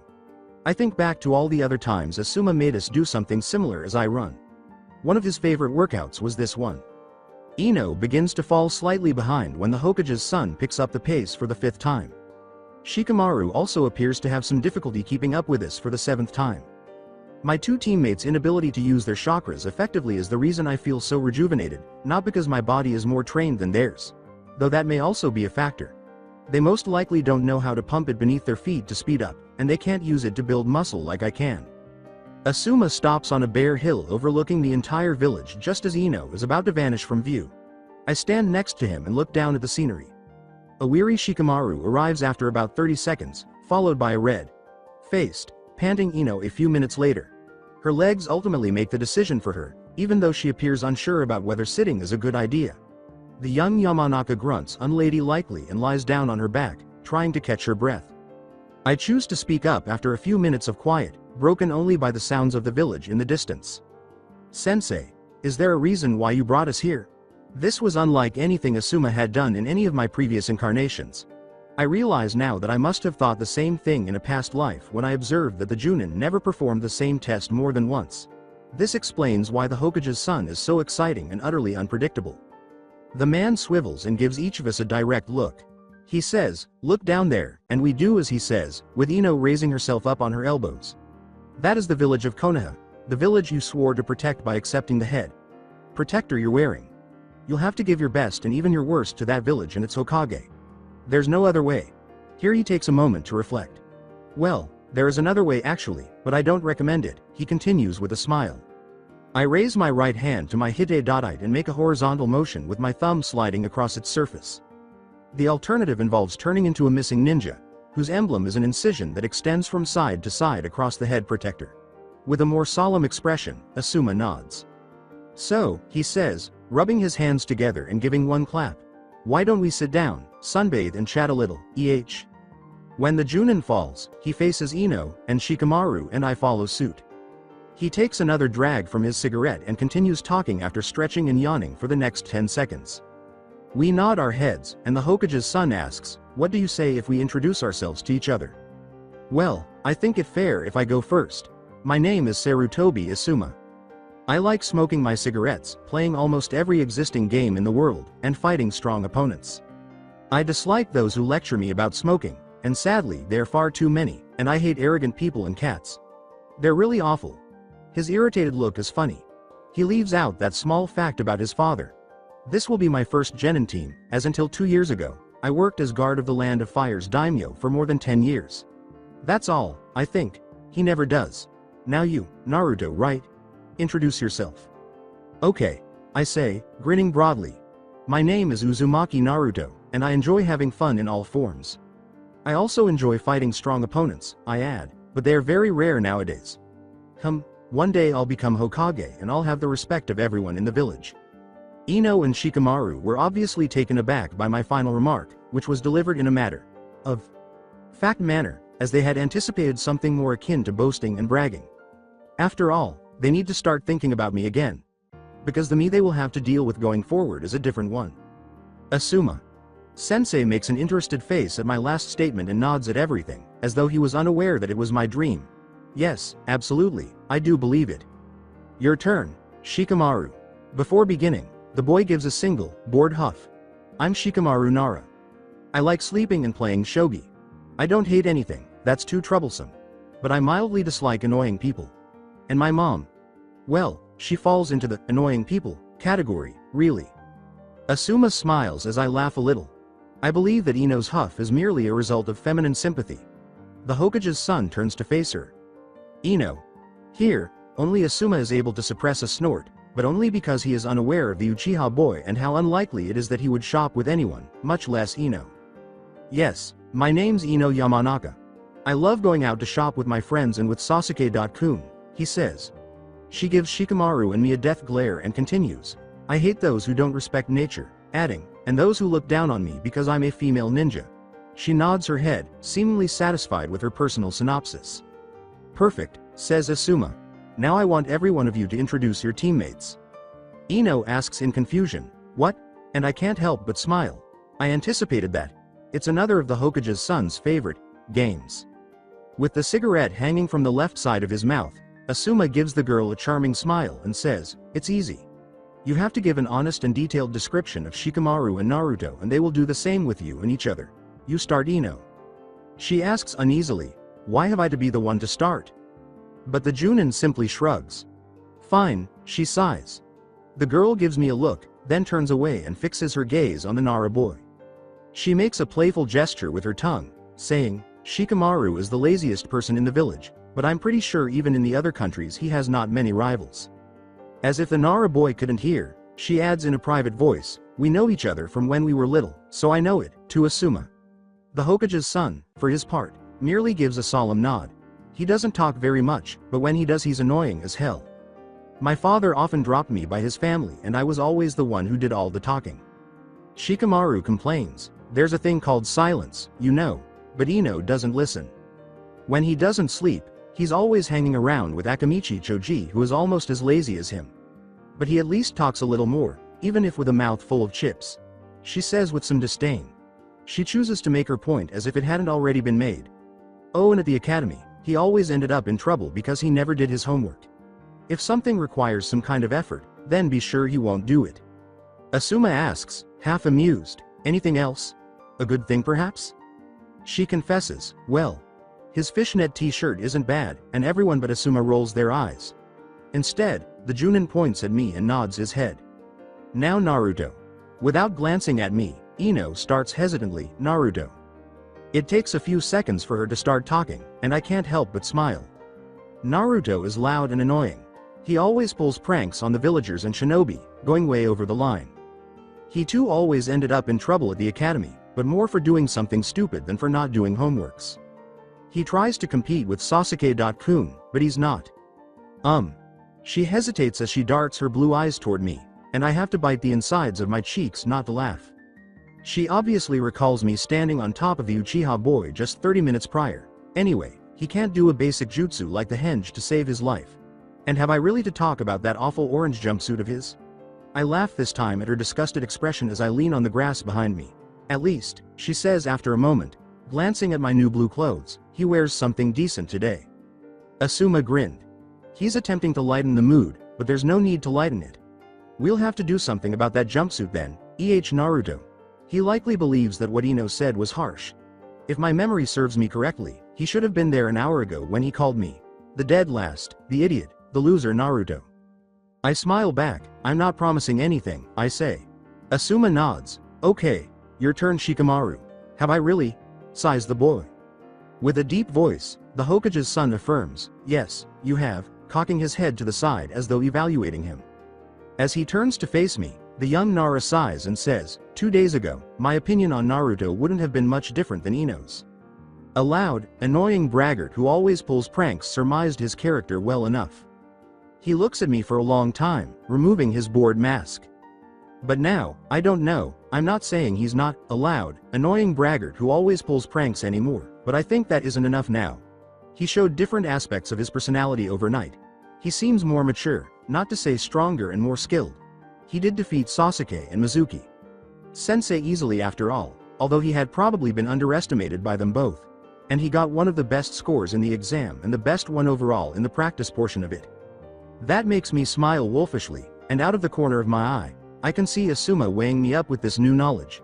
Soon enough, Sensei, you'll realize how strong I am. The statement, he also displayed some advanced abilities and knowledge, is likely a reference to my Grass Rasengan and my Kage Bunshins. It seems like he downplayed his skills until the Genin exam, but something is not adding up. His dark eyes try to pierce me, but I can't help smiling. He's definitely a smart guy. After all, it wasn't that hard to detect a suspicious element in my most recent actions. Here, I'm not exactly trying to hide. Asuma remarks, very good, happy with this final, kinder verdict. Shikamaru gives me another curious glance before turning back to face Ino with a bored expression. I can tell you from experience that this is not good. Ino, you are annoying and talk too much, more so when you're around your precious Sasuke-kun. That obsession of yours and of pretty much every girl at the academy is almost more irritating than my mom waking me up early in the morning. You're a superficial little girl apparently interested only in dresses and boys. And you're often bossy and have a bad temper, which is a huge no-no in my book. He says all of this without pausing, almost in a single breath. His choice to speak to the girl directly only makes his already forceful remarks more difficult to take. As if to validate Shikamaru's final remark, Ino's eyes have a murderous gleam when he's done. With a look that says, I had hoped this went better, Asuma. Sensei rubs his temples with both hands. His little game, I suppose, kind of backfired. Even though I've helped and taken part in this event countless times, I'm fairly certain that this one is the most brutal of all. For Team 10, I see stormy beginnings. Your turn, Naruto, the Junin says, giving me a look that is half dejected and half pleading. I grin. Asuma, poor guy, didn't anticipate this beginning. But at least in part, he should have anticipated it. Children can be cruel and vicious at times. They don't always care about or comprehend the repercussions of their actions. I'm not really a kid, which is good for him. I tilt my head from side to side and ask myself, who should I start with?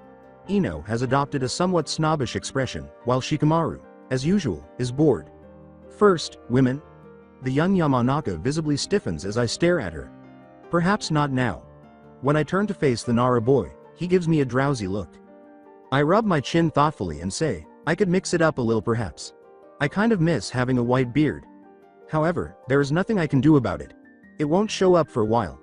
I say, okay, having made up my mind. I focus entirely on Asuma Sensei and begin speaking. Ino and Shikamaru are not as different as they might seem, based on the two genins double. What? Response, my opening remark isn't exactly well received.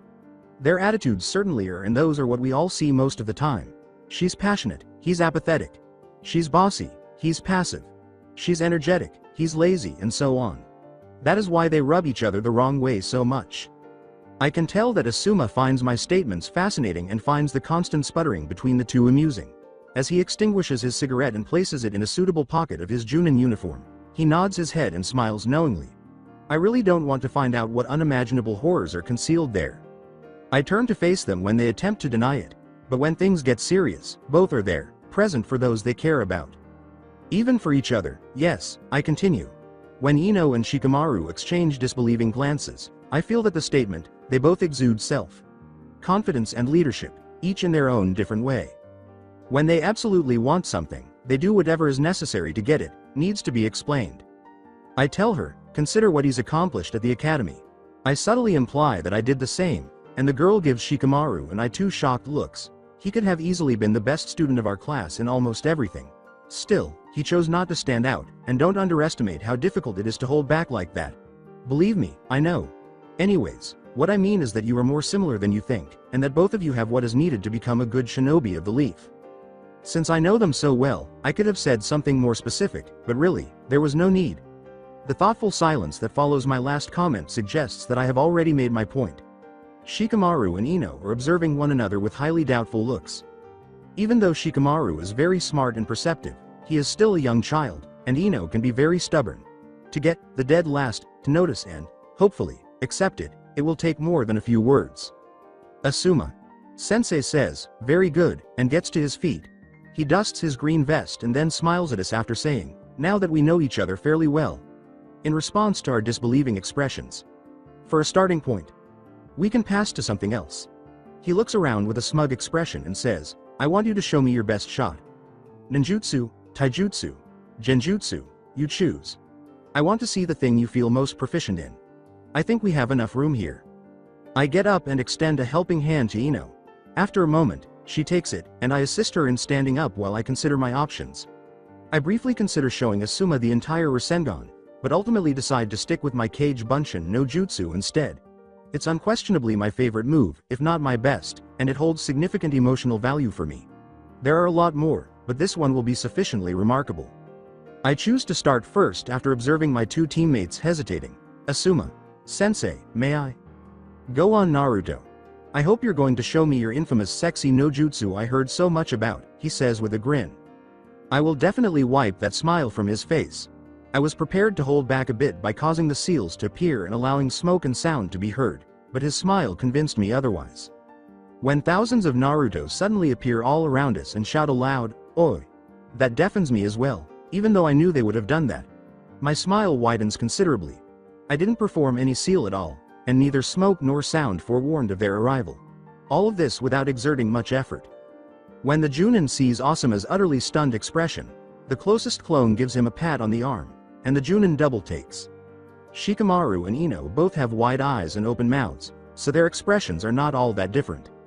I chuckle, and by I mean all the eyes there, with yet another frightening, if not unsettling, outcome.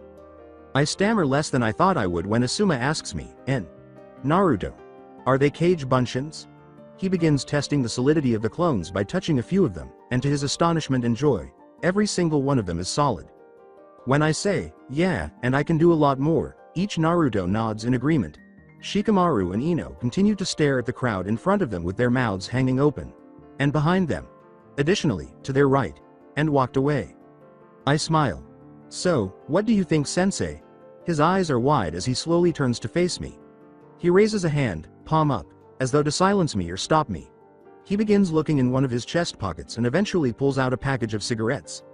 He selects one, presses it to his lips, and makes a hand motion to light it up. Then, with his eyes closed, he takes a long drag and exhales slowly. He reveals a serious expression on his face as he opens them again. He says in a bored voice, not bad, and I start laughing. After a moment, he also smiles. Dispel them so we can continue. There's too little room now.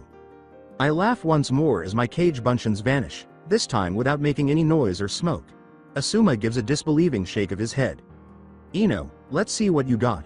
Later on, we all occasionally eat at Mitsuruka's, a restaurant I became used to in some of my previous incarnations. The proprietor, a 40-year-old man who is currently shouting at me from behind the counter, has a daughter that I believe is 7 years old. The man may be able to sense danger. Karina, the girl, is working at the tables. At 13, she's already quite attractive, and she's occasionally looking at my whisker lines with curiosity. When she presents my grilled steak to me, I smile sweetly and thank her. As Karina returns to her father, Asuma tries to make me look foolish by asking, "You already hit on her, Naruto?" Right now, in the late afternoon, we're the only patrons. I simply give him a smile. I'm not a young child who gets flushed at the slightest taunt. Nah. Don't think so. She was simply fascinated by my unusual marks. They're almost fox-like. Asuma, on the other hand, finds my statement awkward. He knows. He will yell as he knocks firmly on his father's door tonight. He is aware. Well, that's a funny picture. In any case, he is a Junin, and a skilled one at that, so he displays his apprehension with only slight stiffness in his shoulders. You could use that to chat her up, he says with ease. As I cut my steak, I say, oh yeah, sure. Asuma snorts and Ino looks disgusted and ashamed. I could use something like, hey pretty girl, I've got a lot of marks on my body. Wanna see them? That's just perfect to start a relationship. Shikamaru is considerate. I hope my marked nude body isn't on his mind. In all my previous incarnations, he had never been gay. After all, he is experiencing a period of sexual instability. Oh no. Who am I kidding? Every time, the Nara boy gets a smocking hot kunoichi. Thankfully, he cannot possibly be interested in a boy if that boy is me. He's most likely considering what I said, possibly even piecing everything together and learning my secret. At any rate, one of them. With a frown and a faint flush, Ino asks, who could be interested in someone like you? I roll a blonde curl around my finger and bat my eyelids at her, saying, hey, not everyone likes dark-haired brooding boys, you know. Who doesn't like pretty blue eyes and golden locks of hair? And what about a sunny, not to say funny, attitude? Well, not me, she exclaims, turning red in the face and turning away. Really? I continue to make fun of her. Still, you should know blondes have more fun. When Karina returns with 2 bowls of sauce, her sputtering stops. I give her a smile. I say, thank you very much, and she smiles in return. Her dimples are the cutest. You're welcome. She starts to move away, but I stop her and say, sorry. She tilts her head to one side and turns around. I just wanted to say you're very pretty when you smile. She stutters something, then runs to a door and disappears, leaving me with only the adorable flush that appears on her cheeks as an understandable response. For a few seconds, the stunned silence at the table lasts. Finally, I smile and ask, what? Asuma bursts out laughing. Oh my, they gave me a wannabe Casanova. You were flirting, exclaims Shikamaru, looking almost repulsed. His reaction suggests that he has not yet reached puberty. Or perhaps he is gay after all. He's not pretending to be bored anymore, at least. Throughout my entire life, I have always defended myself by saying, I was just complimenting her. I like it despite the fact that it has flaws. Ino has begun eating her food with dangerous forcefulness and has an unhealthy angry red face. She wipes her plate much earlier than I do, which is quite an accomplishment. Pointing to my plate and attempting to ignore the death glare emanating from the nearby restaurant owner, I ask her, want some? Her plate was simply, the steak is really good. Ino, you should eat some. Pitiful. A mountain of vegetables, a potato, and 2 carrots. I've already devoured many of the appetizers she hardly touched, and mine is brimming with flavorful meat and sauce. No, she assertively says. Why not? It seems like you're still hungry. Her response is frowning. I said no, I have to watch my weight, she says. I give her a scowl. That's one of the most idiotic things I've ever heard, and I heard some quite idiotic ones, especially coming from my own mouth. What? The girl exclaims in an unladylike voice, half snorting, half yelling. At least she's not just upset with me, she's also amused. Never mind, I reply with a dismissive hand wave. Do whatever you want, it's your body after all. Asuma makes the quick decision to shift the topic, his voice is deep. So, as I already said, tomorrow we'll start taking missions, the son of the Hokage says. After a final moment of complaining, we genins nod our heads, Ino. They'll be boring ones at first, he continues with a frustrated face, but with time we'll get something more serious. The missions will help us understand how to work as a team and what to expect from its every member. I want you to think about today, about what your teammates did and said, and try to somewhat reconcile them with your own abilities. Using far more information than what Ino and Shikamaru revealed today, I already completed that. My 2 teammates displayed their fundamental clan techniques, the Yamanaka's Shintenshin no Jutsu and the Nara's Kagemain no Jutsu, after I gave a brief demonstration of my impressive jutsu. Both are already very helpful, but it will be even better once they learn something more sophisticated. Asuma then forced us to spar with one another to test our taijutsu skills. I didn't mind them at all, even with my weights on, but Ino really caught me off guard. The girl will be a formidable opponent once she begins to use chakra to enhance her speed and agility. As usual, Shikamaru held back a little, and even a light reprimand from me wasn't enough to spur him on to his best effort. In his typical kind manner, Asuma gave us hints here and there before stopping and bringing us here to eat. I'm glad I was assigned to this team. I see great potential and possibilities in you. If you play your cards right, you'll be chunins in no time. We just made genins, mutters Shikamaru. He is obviously considering how difficult it would be to take another test. Asuma simply shrugs and goes back to his meal. We're ready to leave after some food, chats, and cigarettes. I flirt a little more, and then we leave the restaurant, leaving a blushing daughter and an irate father behind. Shikamaru responds, "You're shameless, Naruto," with a headshake. Under the yellow glow of a street lamp, we remain in front of the building. I pretend to be annoyed. Again, she was kind and I just complimented her. If you had complimented her kindness instead of her chocolate eyes, then I could have believed it. I shrug, whatever, and turn to face Asuma. What now, sensei? He lights up another cigarette and asks, now? Then he cheerfully pumps his fist in the air. Now it's bedtime. Ino and Shikamaru roll their eyes, but I playfully imitate the Hokage's son. Yay. He lets out a final laugh. No, seriously. Get a night of rest. Tomorrow we'll work hard on training and missions, so you'll need a full dose of sleep. He begins to walk away. He walks away from us in silence, saying, see you at 7 in front of the Hokage Tower. Night, before vanishing around a corner. Shikamaru puts his hands in his pockets and begins to walk in the opposite direction, which is not all that different from our sensei's, but it doesn't have the same cool effect from a midget without a cigarette. He is cool because, of course, he doesn't care. See you then, Ino and I say, bye, together. I turn to face her, so, I'll accompany you home. For a moment, she is stunned. You don't have to. No, I don't, replied I, but it's a beautiful night and I like walking very much. Well, I don't live far from here, are you sure? Yes, let's go. We stroll side by side without exchanging words. I'm loving the silence and the fresh air, but she looks embarrassed. I follow her all the way to the front door of her home, which is the first of a sizable complex owned by the Yamanaka clan. With her back to me, she struggles with the keys for a while before turning around. She says, thanks, as she examines her feet. I give her a smile and begin to move away. No problem. Good night. Night. I watch her walk into the house and then back out onto the street. I am running lightly through the woods close to the village's south gate, bouncing slowly back and forth between the branches of the trees and the ground. After 2 minutes of being followed, I've nearly arrived at the ideal location. I can already see it there. 5 seconds later, I step into the clearing. It is rather large and broad, with only a lone tree roughly in the center. I wait for a minute or so after slowing down to a stop a few meters from its trunk. Then I turn left and see a dark pair of eyes, now wide with shock, peering right between the bushes. I give a sigh. Come out, Sasuke.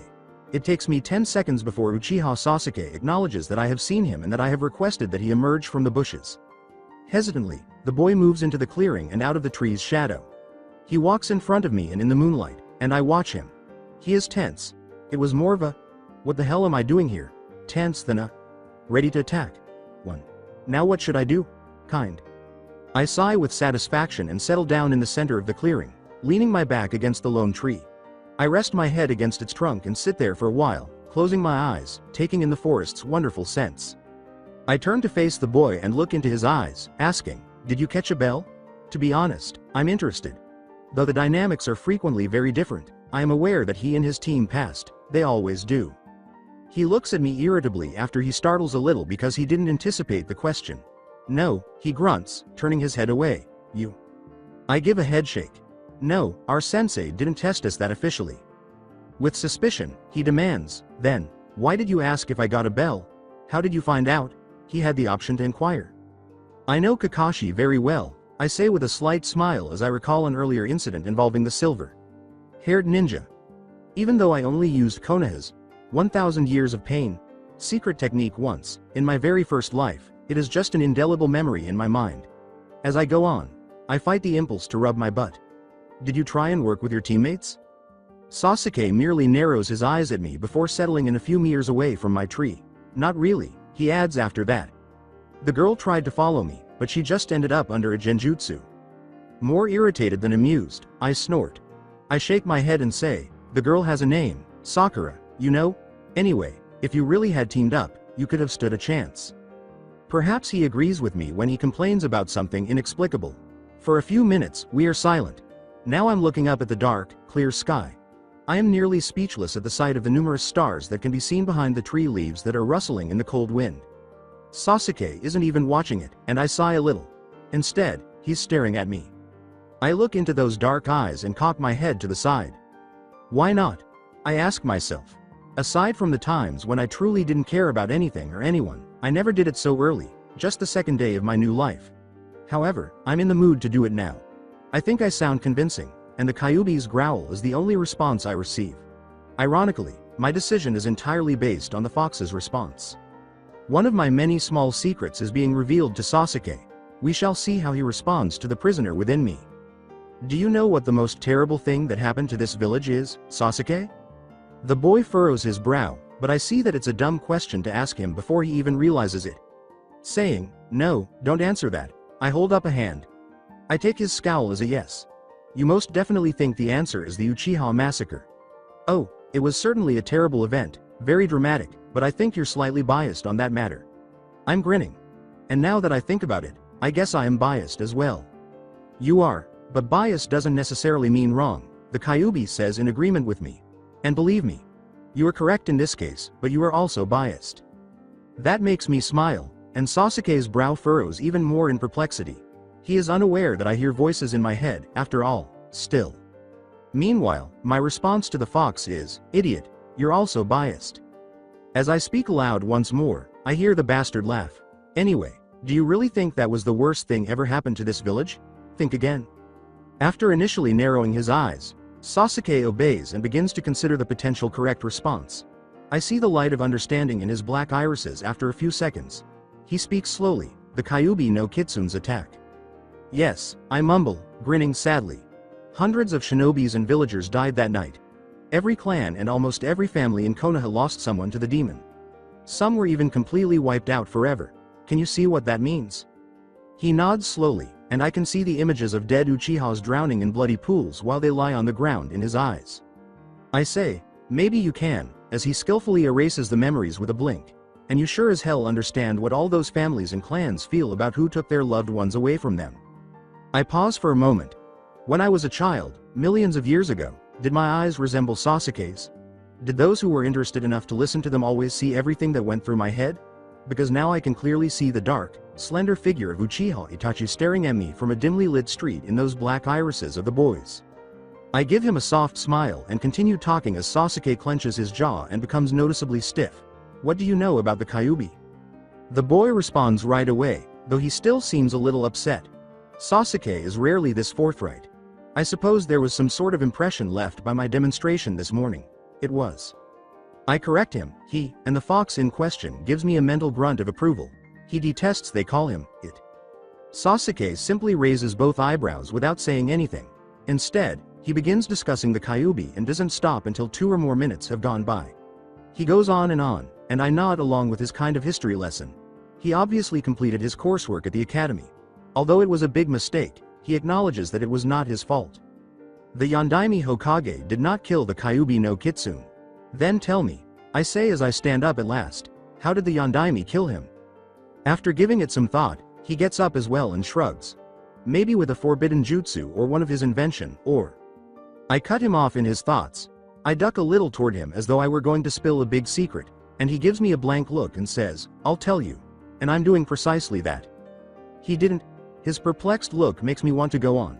I pause and say, the Yondaime didn't, or better yet, couldn't kill the Kyuubi no Kitsune.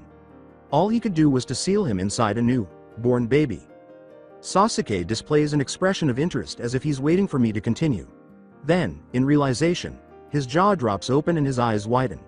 He stutters in a tiny voice, "Why you?" I give a grim nod. Yes. The Yondaime sealed him inside me at the cost of his life, and the third ordered that no one who didn't already know was to be informed about it. What I just told you is an S-class secret. There's a specific law that prohibits anyone from revealing it. I'm the only person in this village who can, and you are the first person I told, I say with a seriousness that causes him to stare at my face in disbelief. Yes, I reply as I sit beside him and gaze up at the stunning sky. That's why everybody hates me so much. When I turn to face Sasuke again after a few seconds, he is calmer but still apprehensive. I smile to myself. The Kyuubi sighs, "Oh boy," and I can see him rolling his enormous red eyes. This is it. When I tell the Uchiha boy this secret, I always use the same sentence, which irritates the fox to no end, and I meet Sasuke's dark, shocked eyes while grinning sadly. I'm everybody's Itachi. Indeed, I have a tendency to be dramatic. We converse for almost 2 hours. Sasuke manages to process everything fairly well. Although I'm a little surprised that he asked me to let the Kyuubi out first, the conversation proceeded as usual for the most part. Sasuke's tendency towards self-centeredness is always beneficial. Indeed, Naruto Uzumaki has a big secret and a big problem. However, it's his problem and his secret. If those things don't have a big impact on Sasuke, he doesn't really care. His final remarks on the subject are self-evident. I frown as he says, "So this is why you beat me?" "Partially, yes." "Partially?" I laugh in response to his growl. "That's more to it than what I told you." I carry on with a smile. "But that's a story for another time, I think." After complaining for a while, the boy appears to be somewhat satisfied. Soon after, we part ways. As I stroll home, absorbed in my thoughts, I am accompanied by the sounds of the forest. Even though I'm a little drowsy, I can't help but smile foolishly. Who would have imagined that things would work out this well? Although it took some time, the Uchiha boy eventually calmly accepted my sinister secret. Perhaps I should reveal the Kyuubi within myself at the beginning of each new life. Perhaps that secret doesn't need to be kept a secret. In any case, I'll give it some thought when the time comes. I emerge into a street from the woods. The village is bustling with activity, even though it's still quite early, perhaps 9 or 10 o'clock. Through all the sneers and glares, I bow my way to the building where my apartment is located. As soon as I reach the main door, I can feel them on both sides of the street. I can still feel them even though they're hiding their presence. There is someone significant in the immediate vicinity because they are numerous in Anbu. In my apartment, I bet on the Hokage. I don't even think twice, so I don't wake them, and I head up the stairs, arriving at my door shortly after. I'm going to open it and go in when I finally feel him outside. Without a doubt, the Sandame is this village's best shinobi. I seriously doubt that anyone else could have hid from me this effectively. Furthermore, it's likely that he isn't even making an effort. After a moment of hesitation, I smile behind the sturdy door. It's pretty much the only sturdy item I own in my apartment. To put it simply, it's essential. As I open it and enter, I ask, "Hey Oji-san, are you here to finally give me my hat?" Even though it only lasts for a split second before the Hokage's features go blank and then soft again, his expression is invaluable. I give him a cheeky smile and use my foot to shut the door. His response is, "I'm afraid it's still a little early for that, Naruto-kun," as he closely examines me in my new attire. "Yes, old man, there isn't an orange there." On my shabby couch, the Sandame is sitting in full Hokage mode. His game face is there, along with the robe and hat. This is a business trip, I suppose. Then let's behave appropriately. I ask gravely, "What can I do for you then, Hokage?" "Sama," and both of his eyebrows lift slightly at the odd way of addressing him, unusual on my part. He laughs a little after that, but I can tell he's becoming cautious. His hand pats the pierced cushion beside him and asks, "Why don't you sit down here? I want to talk with you about something." Feeling a little uneasy, I comply. Asuma has already informed him that this conversation could be crucial to our futures and that I most likely know my furry prisoner. I'm willing to take a few steps in his direction, so I'm hoping he'll take a few in mine. I'm the first to break the awkward silence. "I'm glad your son is my new sensei." The Hokage grinned enthusiastically and said, "And I'm glad to hear that." He nods his head at me in a small bow. "He told me your team is very good and he is excited to teach you. He was particularly impressed by your knowledge of the Kage Bunshin no Jutsu and by your proficiency in it." He pauses for a moment before continuing, "And I am as well. It is an A-rank jutsu after all and very difficult to master. Where did you learn it from?" I look appropriately guilty and duck my head a little while making nervous hand gestures. I bet it hurts to look at my forced expression on this adorable little face of mine. I sort of took that big scroll in your house. I'm sorry. Naruto. The Hokage scolds me, half shocked, half angry. As the old man gathers his thoughts, I keep acting like a 12-year-old who has committed a crime. My eyes water a little as I meet his. "I'm really sorry, but I always put everything back in its place and didn't damage anything, I swear." Incredulous, the Sandame opens his mouth. He stutters, "Everything? A little. Naruto, how many of my scrolls did you read?" I avert my gaze, seemingly embarrassed, and I do feel a little embarrassed about deceiving the elderly man in this way. I say in a very low voice, "Everyone I could find." The Hokage finally yells my name, though it takes a little longer this time. He inhales deeply, "Naruto. I'm utterly shocked. How did you do that?" A lengthy and thorough explanation of my stealth skills and strategies is provided below, followed by an even longer and more thorough list of all the jutsus I was able to learn as a result of them. The big scrolls eventually became mine, and I had, after all, been Hokage in many of my previous incarnations. As I list jutsu after jutsu, all the paperwork and filing I had to do during my Rokudame or occasionally Godem days comes in handy. Particularly useful is the Kyuubi's superhuman memory, but I carefully review his reminders before giving them to the elderly man. It wouldn't be the first time the fox has attempted to defraud me in some way, and he isn't exactly the most trustworthy source. The bastard does, in fact, list a genjutsu that I know isn't currently in the Hokage Tower. Along with a few other jutsus I'm not entirely sure about, I try not to bring it up to the Sandame. My prisoner cackles at me after I growl at him inwardly, not particularly disappointed that I didn't succeed. Even though he tries to hide it, the old Sarutobi is clearly impressed and shocked. He keeps asking me if I truly understand how to use this seal or that ninjutsu, but eventually he lets me complete my list silently. Nevertheless, I can see him paying close attention to everything I say. The next silence is far more awkward than any of the others, and it lasts much longer. The Hokage gives me an expressionless look. I can probably guess what's going through his mind, but I can't read it. Then I'm surprised by him. He smiles. A genuine smile. Then he gives a single laugh. Once more. A third. What on earth? More perplexed than anything else, I smile too, but I say it again. What on earth? The Hokage uses my name, Naruto, in a different tone this time, his amusement showing in his features and voice. I'm really impressed. I'm sure I should probably be lecturing you right now, telling you that what you did was wrong and dangerous, but I find myself unable to. I cannot help but be proud of you. He pauses, his eyes bright, and I feel a little embarrassed as I smile at him and scratch the back of my head. Then I catch a glimpse of something as I gaze up into his aged eyes. A picture of a blonde boy attempting to slip away while holding a few scrolls in his arms, which vanished as fast as it had appeared. I was able to identify the boy in the brief moment before that flashback recurs deep into the Hokage's eyes. The failed stunt by my father, Yondaime of Konoha, and someone named Namikaze Minato makes me smile a lot.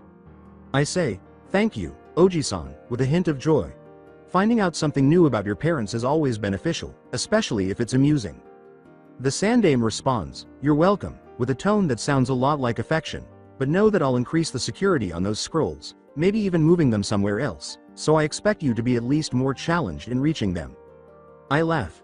I exaggerately puff my chest and say, "I don't think I'll have much time for that anyway. I'm a genin now."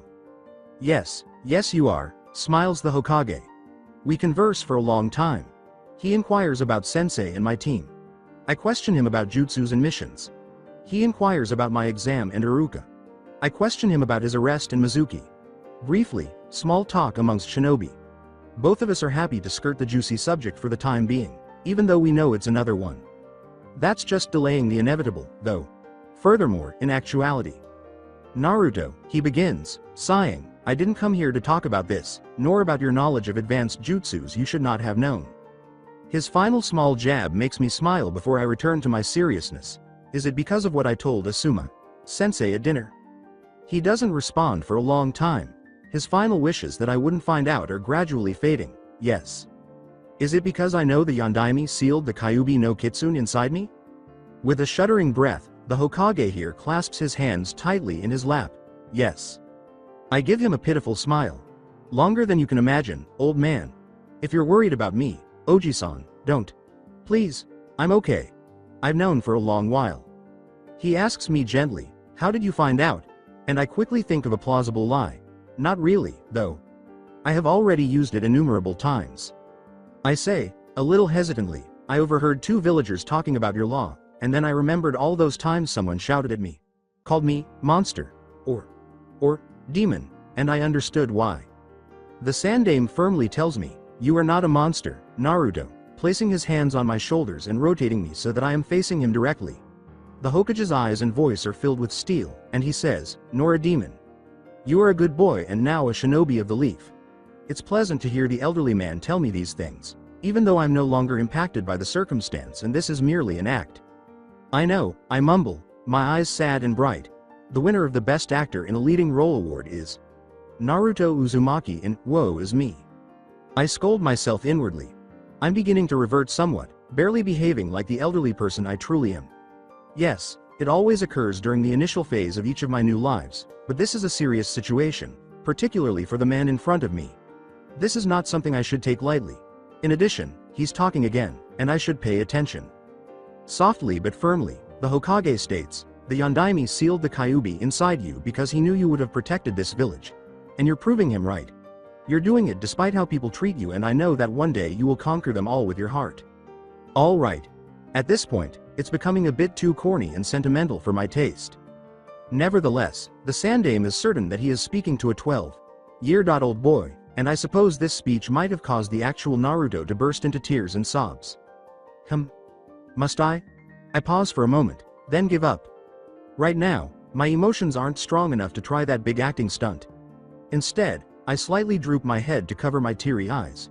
In an attempt to console me, the Hokage's hands squeeze my shoulders. The Yondaime wanted the village to see you as the hero who saved Konoha and its inhabitants. The old man goes on, oblivious to my inner turmoil, but I failed him and you both, because I wasn't able to make that happen. His voice finally cracks a little, and even though my head is still low, I can pretty sure his eyes are wet. Right now, I feel like shit, not to the extent that I could actually cry and weep, but we're getting close. Hell, the Hokage is here, apologizing to me and wearing his heart on his sleeve. What am I doing? I say it again. I'm acting and lying. I hope this discussion ends quickly. Hold on. Don't do that. I'm going to take some action. Don't worry about that, Oji-san. I attempt to ignore the man's unshed tears as I raise my head. I smile at the man and prepare myself for what I'm going to say. I really don't care about that. The Yondaime is for defeating him. I'm not a hero for having the Kyuubi sealed inside me, and nobody should treat me like one for it. My voice and gaze are firm and determined, but I'm gagging inside as the demon fox howls in laughter.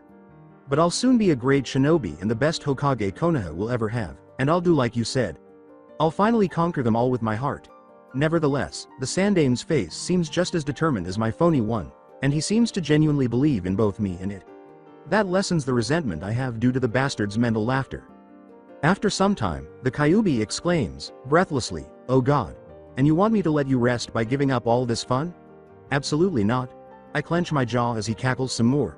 "I will never abandon you," he yells in between giggles, his voice taking on the usual psychotic tone that comes with bloodshed. "You will kill and destroy forever because I say so. I want you to dance, you bitch." I cut him off at that point.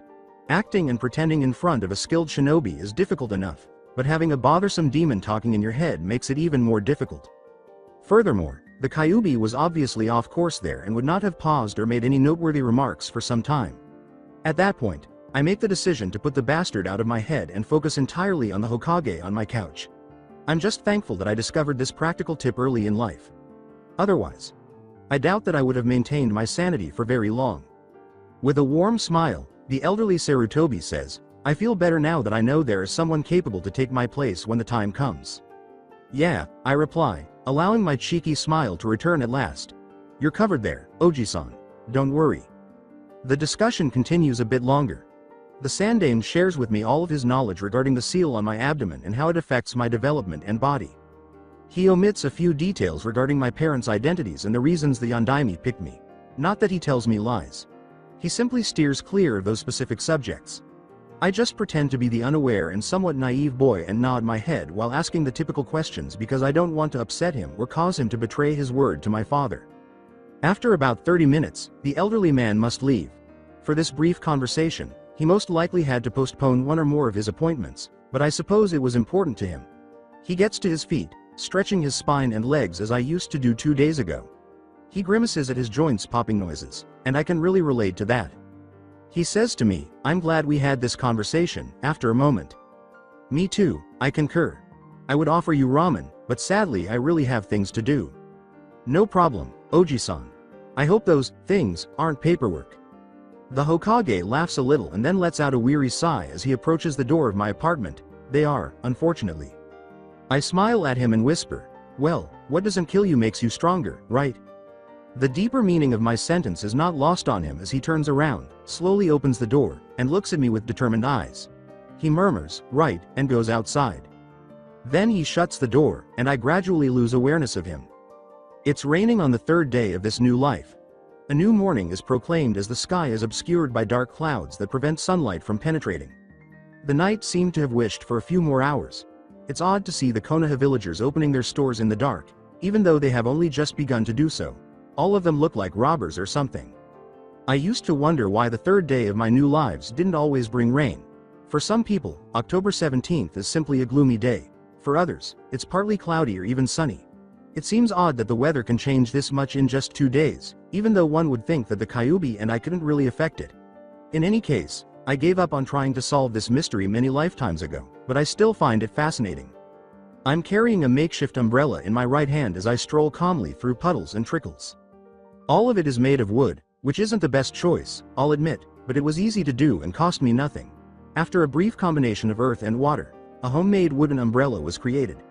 I feel fairly safe because there isn't any lightning or thunder right now. I'm pretty pleased with my creation because it's doing a great job of keeping me dry. In addition, it's pleasant to watch the water fall when I tilt it slightly. It's still a little early, so I don't expect to see my team when I get to the Hokage Tower, where I have to meet them, but I'm pretty sure I'll find someone else. As it turns out, Shikamaru, Ino, and Asuma are not present. Hyuga Hinata, however, is.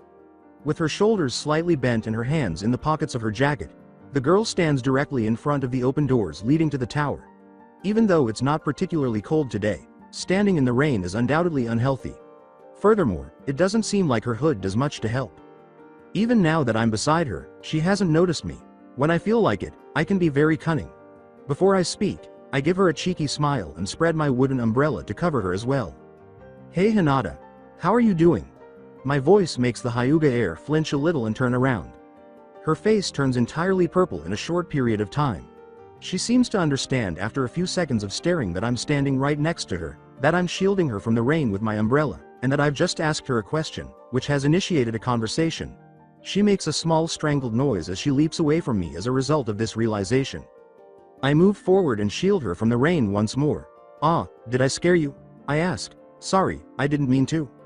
With a tiny voice, she says, N.non Naruto, you just surprised me, as she looks down at her feet. What are her forefingers doing now that she has taken her hands out of her pockets? She simply nods when I ask, are you waiting for your team to take a mission? I've learned from thousands and thousands of years of experience that if you want the teenage Hinata to do more than nod and shake her head, you have to drag her into a conversation. Me too. It will be our first one. Yesterday we just talked and trained a little. The best method is to ask questions that demand detailed responses. And you? What did you do with your team? The girl's face is red as she stammers, we talked, and, sparred. I give her a gentle prod with my elbow, causing a lot of water to spill onto the ground from the front of the umbrella. I bet you kicked Shino and Kiba around with that jukin of yours, I ask. I'm not sure whether it's the sight or our contact that causes Hinata to make a sound akin to a gasp. She responds, no. They are too strong. I give her a smile and wait long enough for her to look up and notice it before I respond. Don't say that, Hinata. Chan, I gently correct her. You're very strong, and very nice, and very pretty. She looks down and sways dangerously on her legs as though she's going to fall to the ground after trying and failing to speak at these words. With my umbrella in my left hand, I steady her while wrapping my now free right arm around her shoulders. She simply turned her head to the side, so I can't see her expression, but I can pretty well guess what color her face would be. I pretend to hold my long lost wife in my arms as I enjoy her body leaning against mine. Then I finally take a step back. I hold onto her shoulder for one more second to make sure she won't faint, and then I release her. Even though she's still facing away from me, I can hear her breathing heavily above the constant sound of raindrops hitting my wooden umbrella. I wonder if I went too far too soon and smile a little. I shrug a little because I can feel a few people approaching. With a blue jacket over her head and, more significantly, her hair, Ino runs to us. By the end of the day, she will look more like a clown than a ninja, so I hope she didn't wear makeup this morning. Instead, Shino is approaching us in a composed manner, his dark green raincoat covering nearly every part of his body. Water doesn't appeal to Kikai bugs. I say, "Good morning Ino," Shino, with a smile. The Aburame boy simply acknowledges me with a nod, and Ino mutters something irritably. I manage to enlarge it to cover both newcomers by focusing a little on the wooden creation I'm holding, but my umbrella now resembles a tiny dome more. However, based on the way they gaze at it and then at me, my fellow Genins don't seem to mind the flaws in its shape. Hinata even turns around for a fleeting look of wonder. Anyone want to brag? I give Shino and Ino a smile and a head nod. How are you? The Aburame follows his example and overlooks the issue. He responds, "Fine, thanks, aren't our senseis here yet?" I give a head shake. I turn slightly and smile mischievously, saying, "Kurenai. Sama is, but she's spying on us from under a genjutsu. Wouldn't you rather stand here under my umbrella, sensei?" Yuhi Kurenai appears, looking rather impressed. A few seconds after the Hokage Tower's gray wall was obscured by a small puff of smoke and a soft poof sound. "Thank you," she responds quietly as she passes beneath my dome, to the respectful greeting of all genins. To keep us comfortable, I make the wood a bit larger. With a thoughtful glance in my direction, she continues, "Even though I wasn't spying on you. I was just observing." Given what she just witnessed, she most likely believes that I have a Mokuton related Kekkei Genkai and is perplexed as to its origin. Naturally, this is untrue. Although I don't have any bloodline abilities, I have learned that it's not true that only those who do have them can control two elements at once. Simply put, it takes a lot longer to acquire the skill without one. To manage it, I had to undergo decades of intense training in Tajukage Bunshin no Jutsu. Naturally, though, if I were her, I would also consider a Kekkei Genkai. Shikamaru joins us, and I simply acknowledge the Junin with a nod. Now, a number of onlookers and ninjas from the tower are beginning to notice the umbrella. I give them a slight bow, and they return to their places when they spot Kurenai Sensei beyond the waterfall my dome creates. Hinata stutters, Isn't it heavy? Presumably prepared to step in the rain once more for my arm's protection. Nah, I tell her peacefully. I tap the handle with my free hand and say, "It's just wood." Saying, "So you're practically holding a mushroom-shaped tree with one hand." Shikamaru taps the handle. I gesture to the concave portion of the dome above us and say, "Yeah, but it's hollow here. Hi Shikamaru." When I greet him, he simply waves his hand languidly. I'm not sure how he manages that, but he seems lazy in everything he does. After a few more minutes of conversation, Kiba and Asuma quickly join us. The Inuzuka asks, glancing at my umbrella, "What's this?" We begin to complain and grouse as he begins shaking his head violently, sending the water on his hood flying in all directions. Akamaru simply gives two amused barks on his head. I propose to kick Kiba out of the umbrella, Ino says, dabbing at the drops that fell from the boy's water attack. Shino says, I second that, as he wipes his sunglasses. He quickly puts them back under cover, despite the fact that he completely ignores all of the genins looks at him in his visible eyes. Asuma's voice becomes clear. I instead propose to enter the tower and get a mission. Kurenai immediately responds, I second that, and before long, our two senseis are pushing us through the doors of the building and inside. Under the watchful eyes of the guards and the two junins, I let my umbrella shrink and then vanish before joining my fellow genins. Before the Hokage receives us, we must wait a few minutes. As soon as we walk into the room, he looks up and smiles at us, even though he is studying some papers with a few helpers. Kurenai shouts, Team 8 reporting for assignment, while standing at attention. Asuma mumbles what she said while lighting a cigarette, but we're Team 10. At that, I smile with amusement, and the others merely exchange puzzled looks. The Hokage lets out a sigh. He begins to search through a stack of papers on his desk and says, Yes, Team 8, Team 10. I have quite a few D-rank missions ready for you too. There are a flooded house to fix and a young man to escort to the market, for example. What do you say? Women first, Asuma says, giving Kurenai a nod. Before making her choice, the young Junin considers it for a few seconds. We'll take the trip to the market, Hokage. Sama. Yes. I exclaim, but my teammates give me a few suspicious glances in return. Asuma concurs, then we'll take the flooded house. We leave the tower and head back out into the rain after the proceedings are completed, which coincidentally happens to be the time required for the bearded ninja to smoke his cigarette. Hinata gives me a shy glance before Team 8 leaves in a different direction than the one we must go. Asuma says, very well, first. The house is in the 10th district. We'll go there running. It will be a good warm-up. Instead of waiting for a response, he starts jogging right away. He begins his sort of lesson once he is certain that we are following him. Okay. Anyone of you has any idea to suggest for this flooded house? Naruto? You seem pretty happy with this assignment? The two genins who are running beside me are also interested in hearing it, but I can't tell them that I've accomplished this mission in countless previous lives and enjoyed the experience, can I? I frown and say, well, first I didn't want the other assignment available, and I'm telling the truth. The young man to escort the Hokage mentioned is a grumpy brat I would rather never see again, and it's incredibly dull. Then I thought that with all this rain, we'll be soaked to the bone by the end of the day anyway. And on top of it, I stop for a moment to let my enthusiastic smile have an impact. If whoever is suffering from this flooding has decided to actually pay for some ninjas to take care of it instead of doing it himself, then the house condition is probably that of a freaking swimming pool. Shikamaru speaks after a moment of perplexed silence.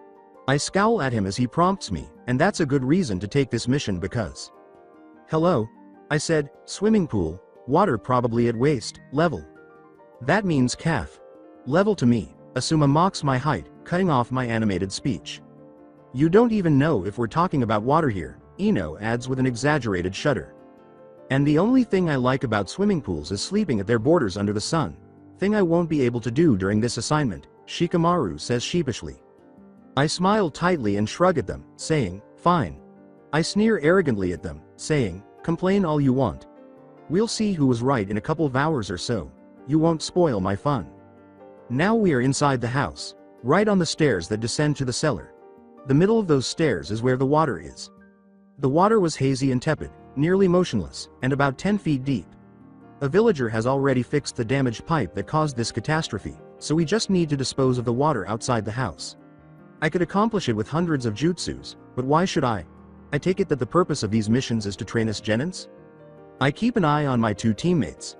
Ino is staring down at the gray waters with a horrified expression, while Shikamaru appears irritated. She obstinately refused to take off her shoes, socks, and forehead protector, even though I repeatedly warned her that there was a significant chance she would end up in the water. The Nara boy had stripped down to his boxers like me. Naruto, I hate you, she utters in a stern sound. Oh come on, I smile and nuzzle her. It will be over quickly. We have these buckets, we have that window. What else could we need? We have to pass the buckets to Asuma Sensei and my two cage bunchins outside, who must empty them into the large container before returning them to us so we can begin again. I look out the small window just above the water. Much to my secret agreement, the Hokage's son told me not to make any more buckets or cage bunchins. When my fellow genins hurled colorful curses at the injustice of it all, I made the decision not to publicly announce this agreement. Nevertheless, my smile likely revealed my thoughts on the subject. Using my left thumb and forefinger, I collect a small portion of my chakra and work it into the earth and water elements, respectively. With just a little thought, I can shape and mold the wood I just made, and in a few seconds, I have a decent representation of a one-man boat at my feet. It begins to float and sway slightly as I gently push it down the stairs and into the calm waters below. Shikamaru asks me doubtfully, are you sure that thing will bear your weight? I give him a little wiggle. Let's find out. I carefully test the wood with a bare foot before putting the other foot on board as well. The boat seems to be carrying my weight as it floats forward after initially rocking a little. I sighed with relief. I was still not entirely certain that I had sufficiently thickened its keel. Okay, it seems safe. I'll make your own now. As I finish, Shikamaru moves hesitantly onto his boat, and Ino follows even more hesitantly.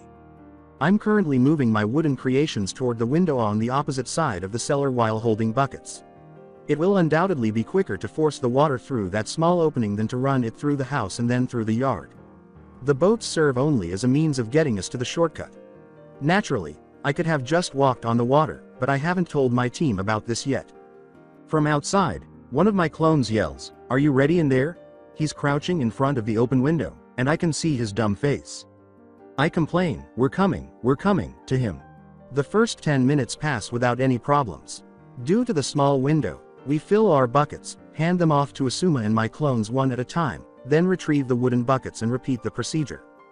I feel like I could move a mountain and jump all the way to the distant village of the mist because I left my weights on the stairs with my clothes when we undressed. I would work even more quickly if I could, and I am practically bursting with energy. Despite the girl's small arms and the boy's slender frame, Shikamaru and Ino also appear to be getting along just fine. They are also ninjas and spent a lot of time training to become such, but it seems that escaping irate mobs and living in the wild is a better way to build muscle, as my body is much more defined than theirs. Or perhaps that's because you have a fox demon inside your belly. As a side note, I have already seen the Yamanaka girl stare at my body 3 times. The last time she realized I had noticed, she blushed intensely and nearly fell into the water. She then turned around on her boat and rocked it wildly. Anyway, based on the water's apparent decline in level, we're moving swiftly forward at this point. Unfortunately, the window won't be accessible anytime soon. Can you imagine what will happen then? Goodbye to the shortcut. Greetings from the long way. We try to delay the loss by growing into taller versions of ourselves, but eventually the boats begin to rock dangerously and can no longer support our weight. I think we can't use the window any longer, Ino says, dabbing at her perspiring brow. Yeah, I say, nodding. We'll have to pass from the house. Asuma hesitates for a few seconds before agreeing when we tell him the unavoidable choice. He's obviously confused by my abilities. Given what I demonstrated to him today, and that's only a small sample of my abilities, he is aware that I could easily circumvent the issue by, for instance, building wooden pillars or even stairs that would lead to the practical window. Thank you very much, but I won't do that. Shikamaru nods toward the stairs and says, take us back to the stairs, Naruto. I comply, concentrating a little on my creations while simultaneously grinning broadly. As I turn to face my teammates, I say, you know, I have complete control on these boats. Just as I can move them forward, I could. I don't know. Make them disappear, for example, with just a snap of my fingers.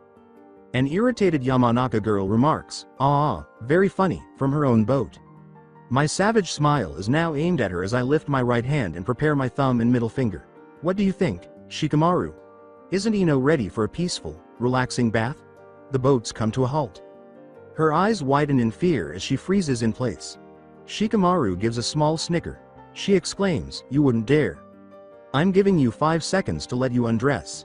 She says, "If you do it, I'll kill you," but I just give her a sly smile. 5. She yells, "Don't," as I cause her boat to rock slightly to add to the crowd's excitement. 4. After a moment of hesitation, with a half-frightened, half-angry expression, she removes her pullover. 3. With irate gestures, she is now throwing away her pants and tying them into a ball. 2. She manages to dodge the water between them as she throws her clothes in the direction of the stairs. 1. She is now only dressed in a white t-shirt and a pair of yellow shorts with horizontal blue stripes.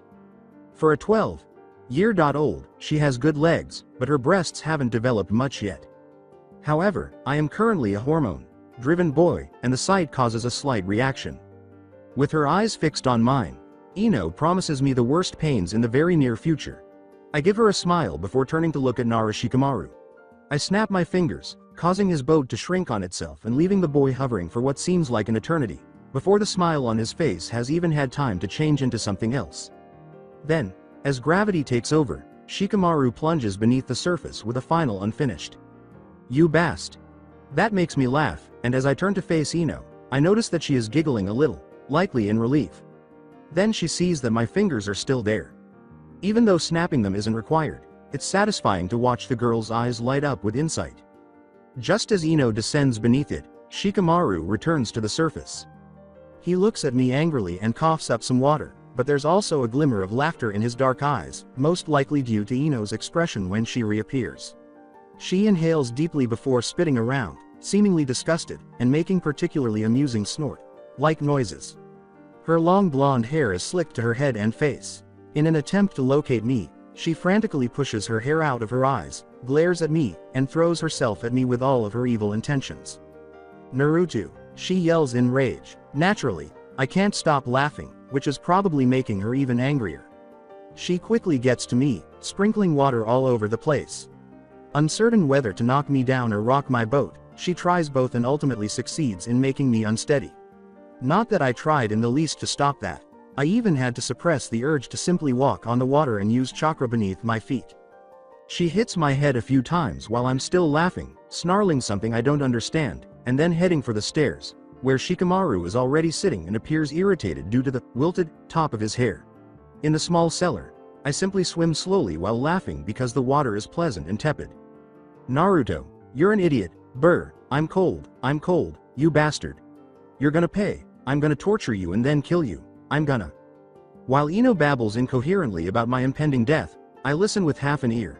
Even so, I can't help but let out a satisfied sigh as I gaze up at the ceiling. The prank worked well. Naruto, who was 12 at the time, would have been pleased. I get splashed with water from above.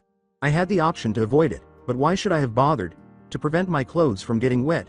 Not worthy, especially with the rain still coming down. Plus, there will be more fun. A smirking Ino is on the roof of the house when I look up. I sense Shikamaru to my right, and sure enough, my treacherous teammate dumps another full bucket on me. He's grinning, too. I shake the wooden bucket lightly in my hand and ask them, "You both know this means war, right?" A small amount of water drips from its edges. I hope it does not wind up in the container. We were nearly done. "Hey, we're even now," Ino yells indignantly. My response comes from the clone I just sent behind her, not from me. When he says, "No, we aren't," I can see that he's smiling even though I can't see him from down here. For a brief moment, I appreciate Ino's astonished look before shifting to Shikamaru's still smirking face.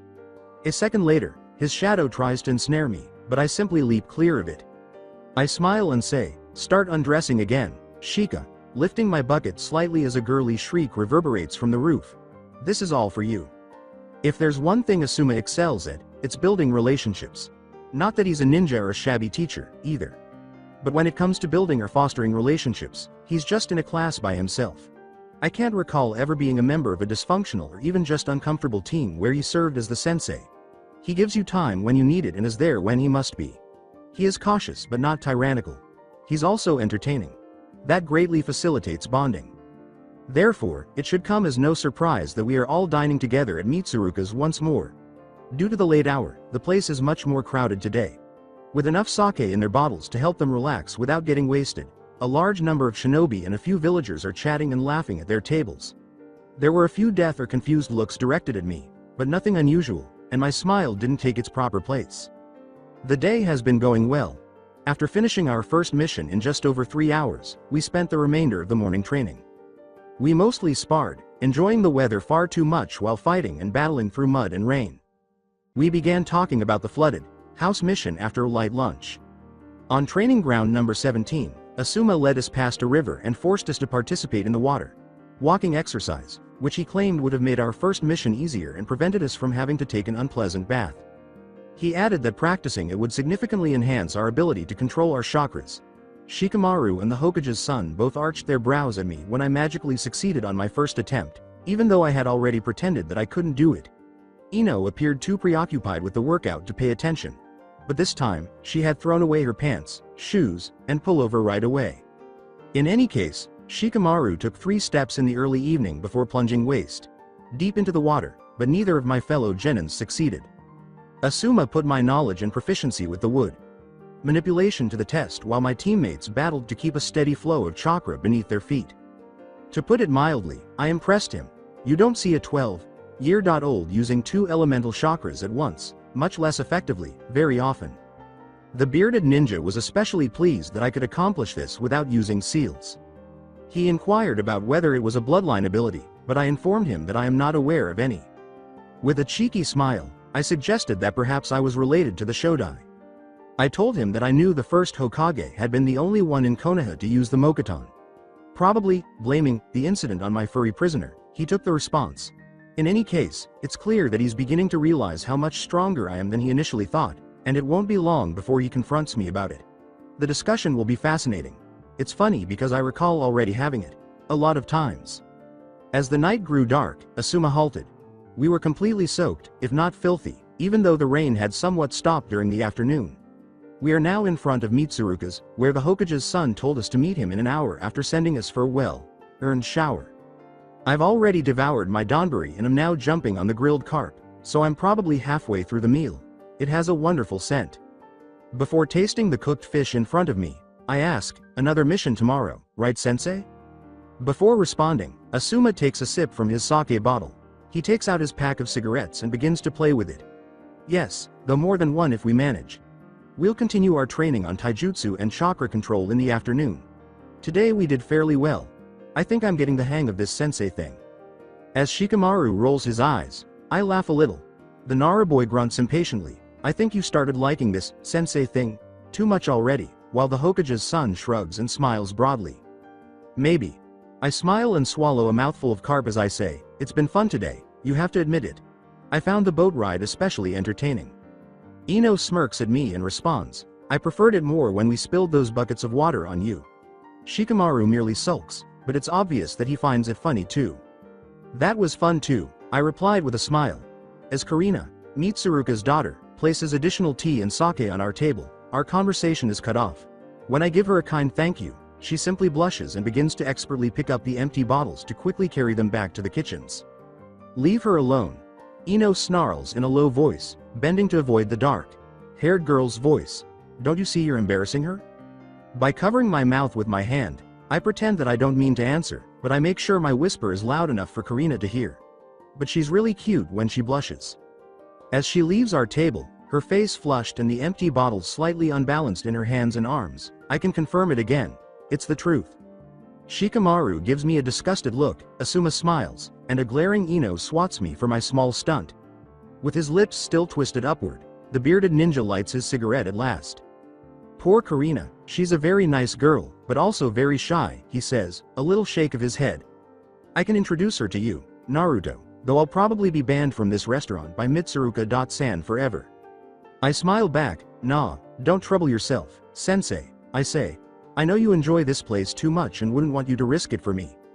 In an attempt to make me look foolish, he teases, still, I could probably arrange a torrid clandestine date for you, if you want to, but all he gets in return is a blush from Ino.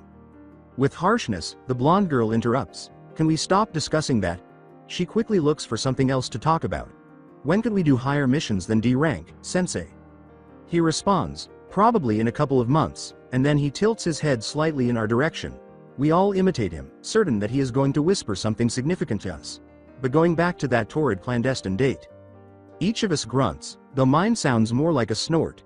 Asuma simply gives an amused smile before letting the conversation go. We eventually leave the restaurant and head back outside into the rain. It feels good on my face and head now that it's a light drizzle. The yellow light from the nearby street lamp strikes the puddles below, which almost seem to want to return the favor. I have to narrow my eyes a little because I'm caught up in this kind of light. Fight. In order to protect Ino and escape that bothersome yellow light show, I use my right hand to create a wooden umbrella and move closer to her.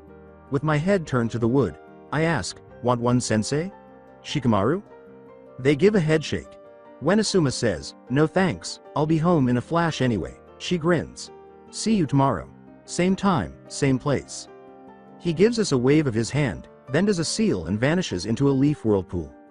With a broad yawn, Shikamaru complains, now that's a useful trick, not walking on water. He turns to leave. Well, I'm off too. I say, good night, to his shy back, and he merely gives me a languid wave. I smile as I turn to face Ino and motion for her to take the lead, shall we? As I walk her home, she appears less embarrassed this time. My entire life can feel like a lengthy déjà vu at times. That's to be expected, though.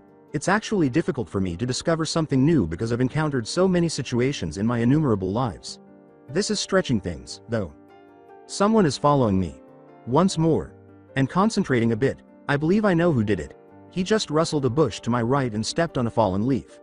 He has a slight soapy smell, possibly from old blood as well. He appears to be trying to hide his weak chakra signature, but he isn't doing a very good job of it. I groan a little as I finally get a glimpse of pale skin and dark hair. At the first clearing I see, I stop and turn right toward him, saying, not again, it was someone else I had hoped. Someone more powerful. My young body seems to be bursting with incredible energy, so I've been itching for a good fight for a while. However, I don't think my pursuer can really stand up to me. But there's no excuse not to give it a shot. Come out, Sasuke. He enters the clearing with a rather irritated frown on his face, and I roll my eyes. He most likely made an effort to be as cautious as possible this time and was confident that I wouldn't notice him. I give a little snort. Kiddo, it will take you billions of years to manage to hide from me. His resolute demeanor appears encouraging, though. Tonight, I might be lucky. Pulling out my new black jacket, I throw it at the base of a nearby tree and ask him, you wanted a fight yesterday, right? Although the rain has completely stopped, water still occasionally falls from the branches above here in the woods. As I enjoy the cool breeze on my bare arms, I smile at the boy in front of me and say, well, I want one today. What do you say? When Sasuke's jacket joins mine beneath the tree, I get my response. Excellent. I suppose I'm fortunate after all. Sasuke is getting his ass handed to him in the middle of the night. It's 1 o'clock, and the boy is probably exhausted, if I had to guess. His back is on the grass as he lies there, his mouth open and breathing in rough gasps, his eyes wide and watering. His nose has a trickle of blood running down it, and his jaw has a darkening bruise. Tomorrow morning, when Sakura looks at him, it would be nice to see her face. Perhaps I'll dispatch a cage bunshin to help out on the scene. The clouds that hung over the sky all day have mostly dispersed, but the air is unquestionably cooler now. It will likely be cooler tomorrow, but it will still be sunny. However, I'm doing just fine right now, perhaps due in part to the smoldering tree to my right, where Sasuke's final attempt to retaliate against me struck. Even though he had very little fire jutsu, It's safe to assume that he had already been severely injured when he used it. I gazed down at him. As he struggles to muster the strength to get back up, he simply curled on his left side and gave me his back. I suppose he's currently trapped in the shame phase. The penultimate is this. He has already experienced shock, anger, and denial, which were characterized by the phrases, "What? Bastard," and "impossible." He is now at a crossroads that will likely determine the direction his life will take. He can choose to hate me for it or accept what transpired in this clearing. Furthermore, I don't think it's necessary to specify which path is best for him, as well as for me, because I don't want Sasuke to hate me, even though I just kicked his arrogant ass. Not at all. I take a step forward, skirt his bruised body, then squat down and look into his face. His eyes appear glassy now, as though he's lost in a memory from the past, but his breathing is still labored. Guessing which memory we are referring to is not that difficult. Sasuke is 12 years old and essentially has a single focus. I gently but firmly say, "Sasuke, stop. Stop thinking about that night," and he returns his attention to me in the here and now. "You have to move on." After giving me a brief look as though I were crazy, he tries to get to his feet, coughs a little, and then lies on his back. He cries angrily, You don't know anything," perhaps afraid that if he spoke louder, his voice would simply break and the betraying tears in his eyes would fall. Softly, I respond, "I know enough," while remaining huddled in front of him, "and I know what I see. You're wasting your life, Sasuke. And that's a bad thing, because it's too short." The Kyuubi laughs at me. "Correct, brat." The boy from Uchiha responds, and I ignore him. He pulls himself up on his elbows and growls through gritted teeth, "I can do whatever I want with my life." I'm becoming a little agitated. Yes, and one morning, you will wake up and find yourself with nothing. In contrast, Sasuke is beginning to regain his voice. Now that the tears have left his eyes, hatred and resolve have taken their place. I don't need anything except achieving my ambition. I yell back at him, "Killing Itachi is not an ambition." With such vigor that the boy in front of me recoils slightly. God, I detest it when he says that. In all of my previous lives, he always referred to it as an ambition, but in actuality, it's much worse. It's not an ambition for you. Killing him is the first thought that enters your mind when you wake up and the last one to exit it before you fall asleep.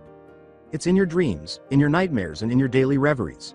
You thought about it yesterday, you're thinking about it now and you'll think about it tomorrow. I look him in the eyes and realize it's true. That's not an ambition, Sasuke. That's an obsession. And what if it is? What? He finally breaks off his speech when his voice cracks. Pretending to wipe the blood from his nose, he raises a hand to his face. He recomposes himself, and I continue. "If it is," I begin, my voice a little softer, "if it really is, then what will you do once the object of your obsession is gone?" The mere thought makes his eyes sparkle a little, but my glare compels him to think more clearly. He tries to come up with a response, but he knows it's not a very good one. "Do you see?" I grimly ask him. That's a blow below the belt, and it hurts to see his horrified expression, but it's also true that your whole life turns around your obsession. Your whole life turns around Itachi. I let the question linger for a few seconds before answering. Don't you hate that? That everything you're doing is for Itachi? That Itachi is the only thing that gives meaning to your life right now? I'm not saying you shouldn't want to kill him, because, frankly, if I was you, I would as well. But you can't live your life just for that. His voice quivers as he asks me, "And what should I do?" Though the sarcasm in his voice is lost in such a broken one, it is evident enough from the way he formed quotation marks with his fingers. "I cannot even beat you, the dead last, and I'm training like a fucking obsessed every day. How the hell can I beat him if I slow down and he stop wasting my life, huh?" I say, irritated, "You're looking at it all wrong." I take a deeper breath and attempt to remain composed. "Stop wasting your life," I say to him, who is repeating me. "Doesn't mean stop training. It just means stop doing it for the damn wrong reason. It's becoming more difficult every second." Nor is the Kyuubi assisting. He growls, "Cut the drama already and go back to beating him to a pulp. I'm tired of this crap." I stop Sasuke from making a comeback after giving him the requisite, "Shut up," in reference to the fox. Life has the meaning you give it, according to me, and yours, as it is, will leave you empty and alone. After glaring at me for a while, the Uchiha boy turns away and eventually gets to his feet, albeit a little unsteady. I also get out of my crouch and look at Sasuke's back as he begins to hobble away. I consider blocking him and exposing the truth to him once more, but ultimately I choose not to. I believe my point was sufficiently clear. It is now his responsibility to consider it and, ideally, take action. I stop him in his tracks by speaking up one last time when he finally makes it to the woods. If you want a rematch or if you want to talk about anything at all, come back to this clearing tomorrow night. You'll find me. I stop and think, and maybe you'll find a friend as well. The boy with the dark hair visibly stiffens and then disappears into the darkness. Stretching my arms and spine in the moonlight, I let out a weary sigh. Despite being the strongest ninja of his generation, Uchiha Sasuke is a complete mess on the inside. Itachi failed miserably at whatever he set out to do with his younger brother that evening. How the Uchiha boy is still salvageable is a minor miracle. I shake my head slightly and sigh once more. The small fire is merely a memory, but spectral puffs of smoke are still rising from the tree struck by Sasuke's jutsu. I shift to my right, where my abandoned jacket should be, since it's getting a little cold now that the energy and exertion from the battle with the dark-haired boy are long gone. It's there, next to Sasuke's. I give a small smile. If he comes tomorrow, he will discover that as well. Today, I get up early. Well, earlier than normal. Even though I don't get much sleep anymore, I was frequently awakened in the middle of the night by unsettling dreams about different dangerous Sasukes from the past. I was probably more upset than I realized after our confrontation. Well, out of bed. I get dressed, take a cold shower, and prepare a simple breakfast for myself. I put on my old jumpsuit and leap out of the window and onto the roof because I feel like my orange self today. But the sky is oranger than I am. With the rising sun beaming at me, I leap from building to building as I make my way to the training grounds. Despite my conspicuous absence up there, it's good to see it emerge from behind the Hokage monument. However, it makes my predecessors seem happier. I consider going up the mountain and taking in the view from there, but I ultimately decide against it. Time for training. I soon arrive at the grounds and, as I warm up by jogging, wander around a bit in search of something motivational. Rivers, woods, arid regions, abandoned structures. I scowl a bit. This morning, they don't seem very appealing. I'm just walking past a boring looking field when I hear a sound. It repeats twice more with little to no change, and it sounds like a flat hand striking a tree. I believe someone is using a training post. To check the noises and find out who the early riser who is already out and about is, I run in that direction. When I eventually sense, and instantly recognize, the chakra signature of one Hyuga Hinata, the training posts are still out of sight. I grin a little, assuming that what I said yesterday inspired her to continue training. That sleepyhead doesn't usually wake up this early. I attack her from behind, but it won't make a difference if she is using her Byakugan. Since I'm directly behind her and she's still striking the wooden post with powerful, spaced palm strikes in an exercise to strengthen her chakra control, I'm assuming she doesn't. I leap far above her and land silently on top of the trunk she just struck, grinning wildly. To be as unobtrusive as possible, I crouch on the post and then remain motionless and silent. She is relaxed in her Juken stance, her eyes closed, Byakugan inactive, and fully focused on her chakra flow. Her lower lip is slightly protruding in a cute pout right now. I can feel a fair amount of chakra in her palm, which diminishes as I watch her, and her face is a little flushed, most likely from the cold rather than the effort. She works out like that. As soon as she can gather the least amount of chakra she can right now, she will hit the post. If I should, what are the chances that she will succeed? I'm not sure. Give her a kiss on that cute pout? I continue to smile as I give a slight shake of my head. No, it would be better to try something that is less likely to give her a heart attack. Hey, Hinata. Chan, what ya doin'? The chakra gathered in her palm naturally just briefly spikes up at the sound of my voice before dissipating. The girl's response is even more predictable. She opens her eyes, gives a sharp start, and then blushes intensely. In roughly 2 seconds, she is a good fit for my jumpsuit under the morning sun's orange rays. NNNN Naruto. I was J. Just. N. Nothing. She stammers, shifting to cover her red face. Even if I hadn't been there to catch her, she would still have felt ashamed, but my presence doesn't help. I ask her, you were training, right? And roll my eyes when she merely nods. I exclaim, I just had a fantastic idea, as I leap down from the wooden post. Hinata. Chan. Would you like a sparring partner? She simply stutters something unintelligible and begins to make her typical apprehensive motion of pressing her forefingers together. Perfect. I exclaim, assuming that means, yes. She ducks her head even further as I go around and in front of her. She doesn't turn around again, at least. Or flee. Or faint. I stand a couple of feet away from the Konoha in the basic taijutsu stance and smile at her. Let's see what you got. She appears to be only interested in standing there and writhing uneasily in her position. This scene is definitely in my memory, and I know exactly how to make the kunoichi cooperate. Oh, come on, I nudged through her. It's not like we didn't spar all the time at the academy. She looks up at me and clearly loses her courage. Even though she avoids it after a second, that's still a fantastic achievement for her. She says, it's different, in a very tiny voice. I pose as perplexed as possible as I ask her, and why is that? I already know the answer. Her forefingers are pressed together close to the snapping point as she tries to speak. We're alone now. Her voice is barely audible above a whisper, and I doubt I would have heard her if I hadn't already known she was going to say that. However, that isn't the case, and I flash that self-assured smile that Hinata always adored. I boast, pointing my right thumb at my chest. Well, no problem then. I'll take care of it, as I pretend to be focused and make the familiar cross-shaped seal with my hands. The girl's face gets even redder. It's unnecessary for me to yell, Taju Kage Bunshin no Jutsu, with such solemnity and needless force. I have no doubt that Hinata values both of them. Now, an orange horde of Narutos is arranged in a circle around us. It's nearly painful to look at in the early sunlight. Henge! I exclaim once more for the scene's imposing effect than for practical reasons, and all of the clones instantly vanish behind a cloud of smoke. Superfluous smoke, too, but whatever. Before long, Iruka Sensei and our former academy class are all around us, observing us with varying degrees of curiosity. Since I am familiar with them, it is simple for me, or, in this instance, my Kage Bunshins, to accurately mimic the majority of them. Some of them even climb the wooden posts and sit on them for a better view, and they even begin chatting with each other, making comments about us or laughing amicably. An extremely accurate Sasuke glares at me before reverting to his typical brooding, and I smile a little. My clone is undoubtedly gifted. Hinata is staring at them and me in turn, and she even uses her Byakugan to make sure they aren't just hanged bunchins.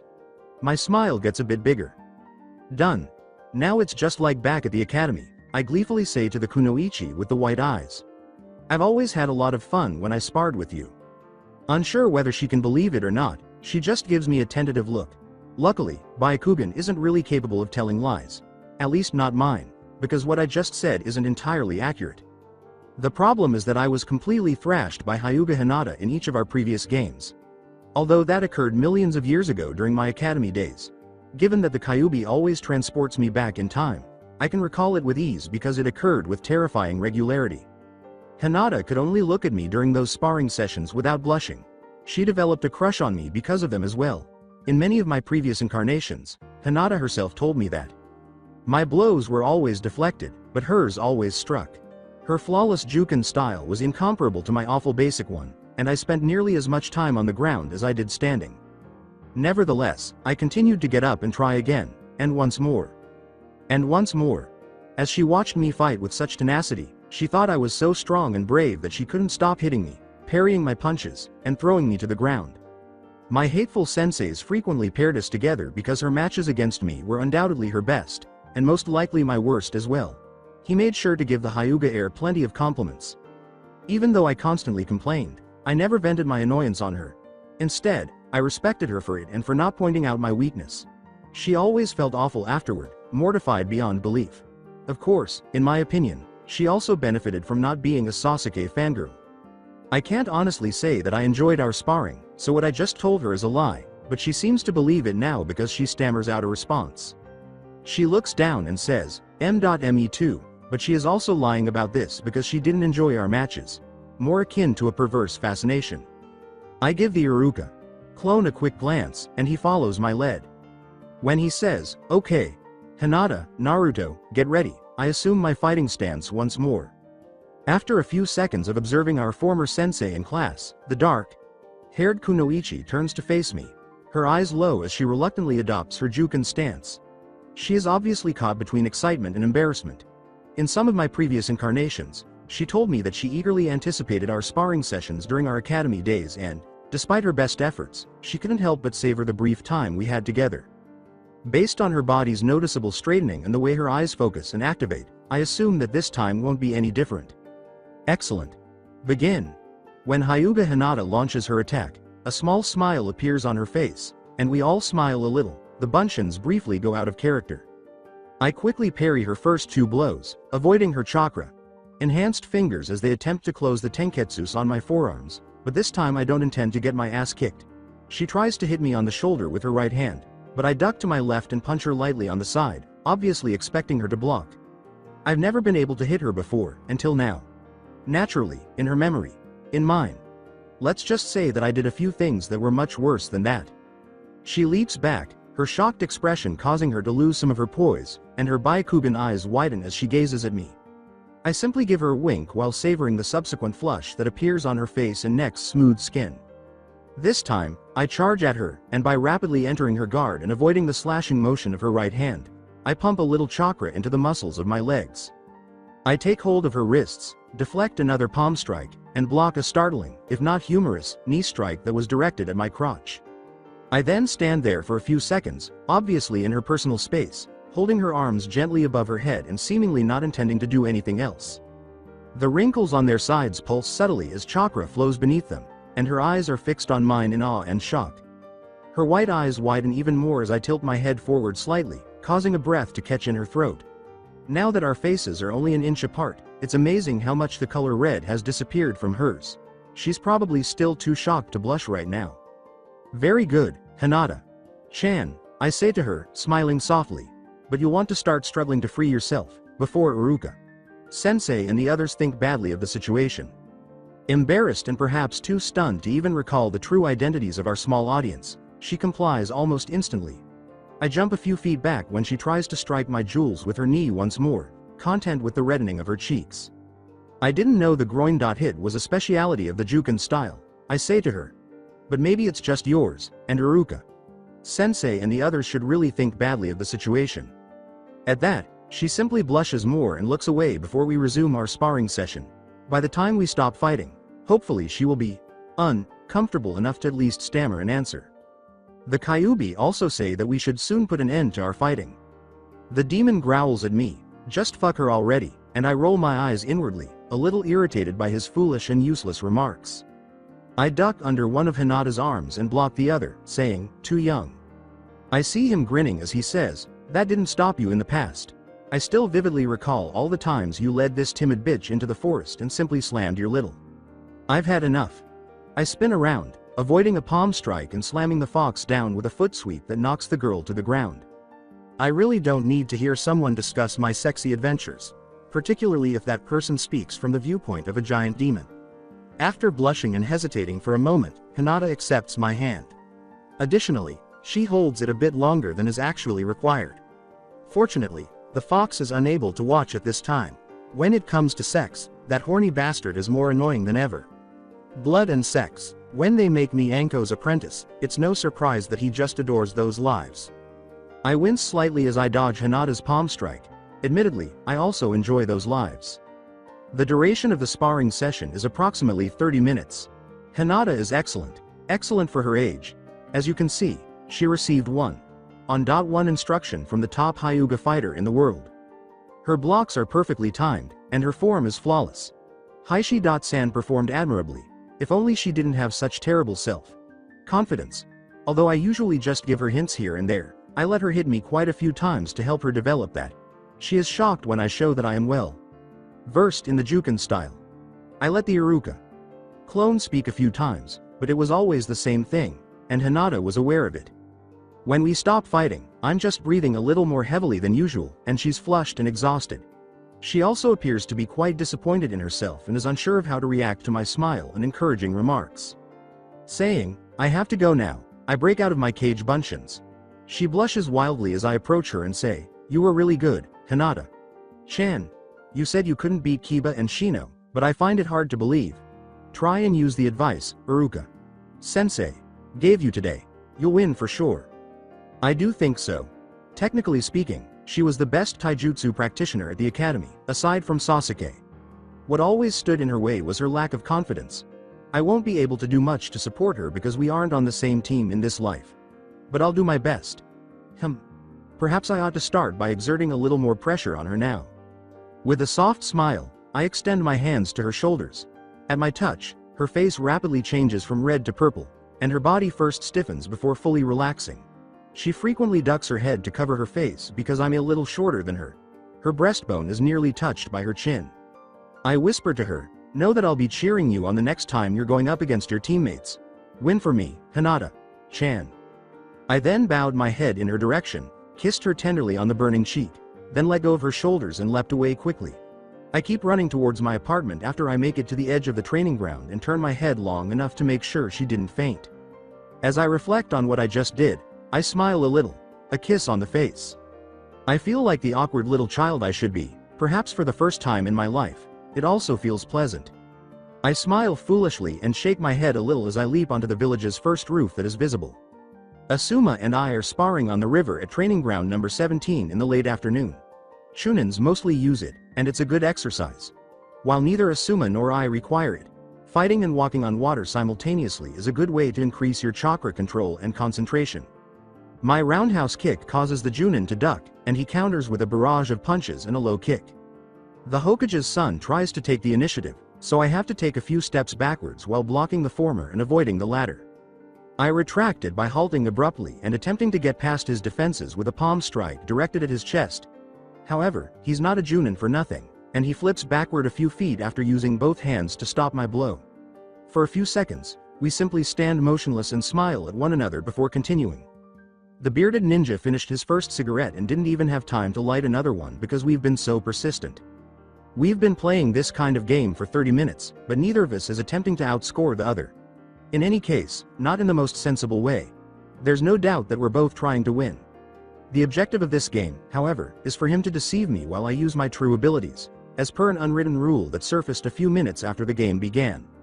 Asuma caught me completely off guard the first time. Both of us were playing down our skills to genin level, which is the level one believed Asuma expected me to fight at, during our light sparring. After a few slow, predictable punches, I realized I was mistaken when his left foot, aided by his chakra, rose much more quickly. I followed my instincts and used a small amount of my own chakra to block the blow with my right arm, but when my mind saw the Junin's sly smile, it recognized my error. Yes, with that block, I was much faster than a genin should have been. That was the beginning of it. At the time, I simply sneered at him before he went back to attacking by reverting to genin mode. He had to halt his fast palm strike at the last second to avoid hurting me because I concentrated on not reacting at all the second time he attempted that stunt. Offended that he believed he could deceive me twice, I simply arched an eyebrow at him. He must have learned his lesson because a few minutes later, when he had tried nothing else, he launched a more determined attack that made me flee backwards. When I stepped on the river waters, my instincts took over once more and I was forced to walk on them using chakra. Unfortunately, for someone who had just created genin, that too could not be regarded as normal. I cursed inwardly at that, considering the possibility of letting myself go under on the second step and attributing my slip to pure happenstance. However, Asuma's sly expression made me doubt the move's practicality. I won this little game because we just kept fighting on the river and his next two attempts were a complete failure. Now that it's 3.2 for me, I'm grinning more and more. However, Asuma is also grinning, so perhaps he has a secret weapon. You'd better exercise caution. I hold my breath, waiting for him to attack. I'm definitely not using my full potential, but ironically, that only makes it worse. My body is nearly exhausted from fighting like this, and regrettably, it is currently unable to match Sensei's. In any case, given that I slightly increased my weights after lunch, it's good training. My two teammates are doing the walking exercise and don't really care that we are fighting near them, so I move a few feet away from them. From the corner of my eye, I can make out Shikamaru standing on the river in his boxers, his eyes closed, relying on all of his remaining composure and focus to remain motionless. He can only take a step every now and then, but he hasn't sunk down yet today. Ino also needs all of her focus and composure, but more so to avoid killing someone or letting her anger out at the river. Luckily, she selected a shallow area for the exercise, so at this point, only her ankles and bare feet are submerged. Her left eye is twitching, though, suggesting that the frustration is starting to get to her. So far, she has not improved. I return my focus to Asuma, who is approaching me at his typical pace for the day, quick for a genin, but not nearly as fast as he truly is. I block his second blow and swat aside his first. I try to kick him in the stomach by grabbing him by the sleeve and dragging him towards me, but he just twists sideways, allowing my foot to lightly touch his abdomen. His knee immediately sprang up to try to strike my overextended limb, and it most likely would have struck me if I hadn't been so skilled. Rather, I manage to bend my leg and pull it back slightly, and a second later, Asuma's right knee touches the sole of my left foot. As he attempts to stab my forearm with his index and middle fingers, I release his sleeve and push, keeping my foot on his knee, to launch myself backwards and away from his next blow. He's on me again right away, preventing me from breathing. He has a crazy smile and is as fresh as a daisy. A few months will pass, Asuma, and then we'll find out who is winded. We keep going in this manner for 5 more grueling minutes, and the bearded ninja does nothing but test my physical limits. My legs are hurting a little from all this running and kicking, and I'm actually gasping and wheezing right now through my burning lungs. I glanced at Ino and Shikamaru, behind my sensei's shoulders, and saw that nothing had changed from the frenzied battle that had brought us back to where they were practicing the walking exercise. The Nara boy only took a few steps in the last 10 minutes, likely focusing more on avoiding drowning than on walking, and the young Yamanaka's eye is still twitching dangerously. I have to parry the final 2 punches, dodge the umpteenth round of punches, and then jump a little to avoid a fast foot sweep. Fluid. When I watch Sarutobi Asuma's taijutsu, that's the first adjective that springs to mind. Maida Guy could probably only be envious of that. The Hokage's son attempts to strike me with a right palm strike after feinting a left hook, but I block him just in time. I have to leap back to avoid his left hook, though, as it eventually comes at me. He's aware that I'm beginning to lose ground and accuracy. He'll try to take advantage of the fact that I'm no longer defending him against his attacks, giving him the initiative. Above us, the sky is also beginning to grow darker.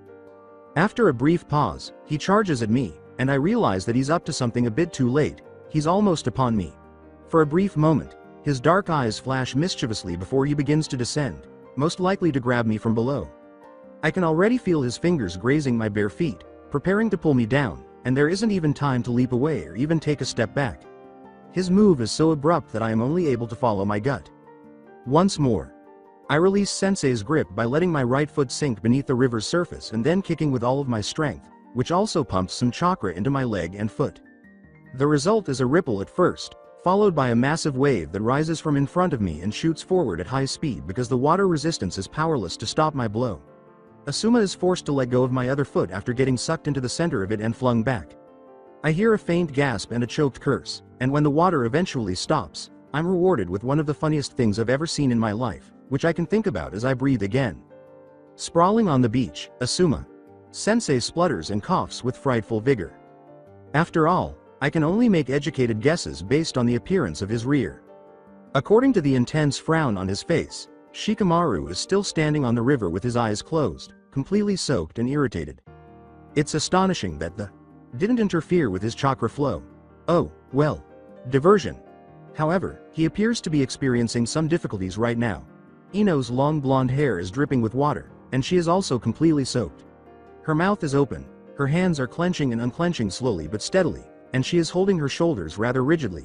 Oh no, it's not encouraging. Absolutely not. In 3, 2, 1, I'm predicting an explosion. She exclaims, Naruto, in a deep, rumbling voice that is very different from her own. I'll kill you. I take care to stay in safer waters and edge away from the shore, literally. I try not to sound too amused as I say, Ino, it was an accident, I swear, I would never drench you, again. I can tell by the look in her eyes that what she said was inappropriate. That's it, I'm gonna skin you alive before killing you very painfully. In an attempt to calm her down, I respond, there's no need to take it this badly. Shikamaru isn't reacting like that. See? Shikamaru's frown deepening indicates to me that was also a poor choice. Meanwhile, Asuma straightened and got to his feet. He's standing beside Ino now, attempting to soothe her, but he pauses his calming words long enough to give me a triumphant grin. That bastard tied our little game. I sigh slightly in annoyance as I observe that Shikamaru's focus is dangerously faltering, and as a result, so is the chakra beneath his feet. I should really try to get him to forgive me rather than giving him another reason to want me dead, even though it would be entertaining to watch him fall into the river once more. I raise him up, putting my right arm around his waist, much to his initial surprise, and then I jump once to get him onto the solid ground close to Asuma and Ino.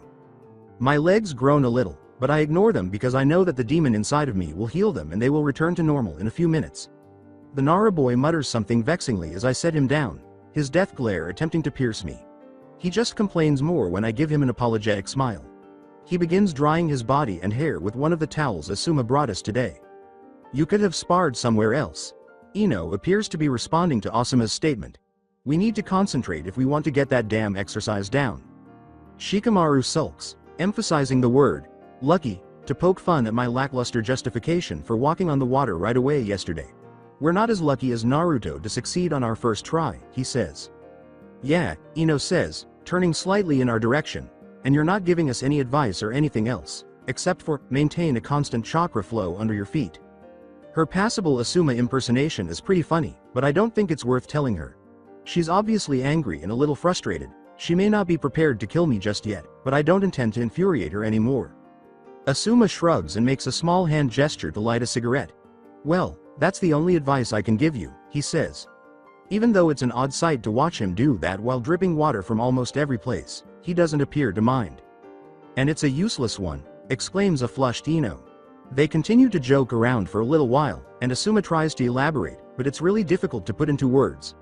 My eyes and thoughts drift almost unconsciously to the Yamanaka girl, so I only listen with half an ear. She is currently using a towel to wipe the water off her arms, but her white t-shirt is completely soaked, exposing the blue bra underneath. Water droplets follow the slender curves of her muscles and smooth skin as they trail suggestively down her lovely legs. Her wet hair falls in a wild way on her shoulders and forehead, and the lone drop that remains on her full lower lip is very alluring to me at this moment. This time, you're not too young, are you? After a while, the Kyuubi's snarling laughter awakens me from my reverie, but fuck, hormones that are stupid. I love being young once more, but occasionally. Did you see how my gaze lingered on her legs and chest before shifting to her face? Indeed. Correct. The hormones were responsible for that. It was, indeed. I wait patiently while Asuma continues his clumsy explanation, ignoring the demon. I interrupt him abruptly when he seems unsure of what to say next. With your permission, Sensei, I would like to try and help Ino out with the walking exercise. The Hokage's son gives me a suspicious look at my formal tone, and after observing me for a while, he nods his head. He then gestures to the girl and says, "Okay, Naruto," in a deep voice. I smile a little as I turn to face the blonde Kunoichi. If Asuma's eyes were wary, then Ino's are just frightened to death. I say, "Don't worry, Ino," with bewildered eyebrow furrows. I won't hurt you. Her eyes are shifty as she takes a small gulp. I was more worried about a prank. That actually makes me smile a little. I won't prank you either. You have my word. Despite her lack of conviction, she ultimately gives in. Disregarding Sensei and Shikamaru's interested looks, I approach her and hold my hands up in front of me, palms facing her. Put your hands against mine. What? Your hands, I repeat softly, attempting to maintain my composure in the face of her perplexed look. Against mine. After a few seconds of staring at me, she gives Asuma a sidelong glance. The girl eventually lifts her hands and tentatively presses them against mine as the bearded ninja shrugs his shoulders and takes a drag from his cigarette. I feel a few tiny wet spots where the water I unintentionally sprayed on her hasn't dried yet, and her cool fingertips come to me first, then the others. It is a nice feeling. Teasfully, relax, I smile at her nervousness. It's not a perverted thing. At that, she turns red in the face and turns her head away, but she doesn't retract her hands. Good, I add more solemnly. Now I'm going to concentrate a little bit of chakra, so don't freak out. She simply gives me a nod, and I speak as slowly as I can. When she feels my chakra slither on her palms, she stiffens a little, but I keep going until I initially gather a respectable amount. Close your eyes and relax, I say softly to her. If we want this to work, she needs to be much more composed. I add, don't worry, observing her hesitancy. Nothing will happen to you. Eventually, her eyelids close, concealing the vivid green beneath them. Her legs spread slightly, her shoulders sag a bit, and she lets out a breath she didn't even realize she was holding. I try not to focus too much on her chest as it begins to slowly and steadily rise and fall. I warn her, I'm increasing the amount of chakra now, but she doesn't respond at all. What do you feel? She inhales deeply once more and exhales gradually. Once, her right thumb lightly touches mine. Your hands are warm and pleasant. Like basking at the sun. The energy is wrapping around my hands. She barely speaks. It's a little like when I use a jutsu, but longer and strange. I respond, correct, to her. It's strange because chakra has a different feel for each person. And this one you're experiencing is mine. And it's longer because when we perform a jutsu, we usually channel it into a seal and then expel it through it immediately. She mutters indifferently. I don't laugh and simply continue. Now Ino, I want you to try and block out everything but the feel of my chakra on your hands. Focus on how it flows slowly over your skin, and on how far it reaches. Try to memorize everything you can about it. After that, we remain silent for a full minute. She is very still and only occasionally moves her thumbs slightly. As the cool wind gently tousles her face and rustles her hair, her expression is calm and relaxed. Behind me, I can feel Asuma and Shikamaru watching the scene carefully without making even the slightest sound. I call softly, Ino, but she doesn't respond. Perhaps now she had relaxed too much, Ino? Yes, she responds too hastily. This is similar to waking up from an unplanned nap. I think I got it, yes. Okay, I reply haltingly. I would most likely be uncomfortable scratching my neck at this very moment if my hands were free. Are you sure? With her eyes still closed, she slowly nods her head. I say to her, good. Then it's your turn now. I'm going to take my chakra back, and you are to try and reproduce what I just did, okay? I begin regaining my energy, allowing it to flow through my main coils and up my forearm once more, leaving only the typical amount behind. The blonde girl doesn't respond in any way, but she frowns a little at the loss. Her hands are warm against mine as we remain in that position for a few seconds. I repeat, try to gather chakra yourself now, in a low voice.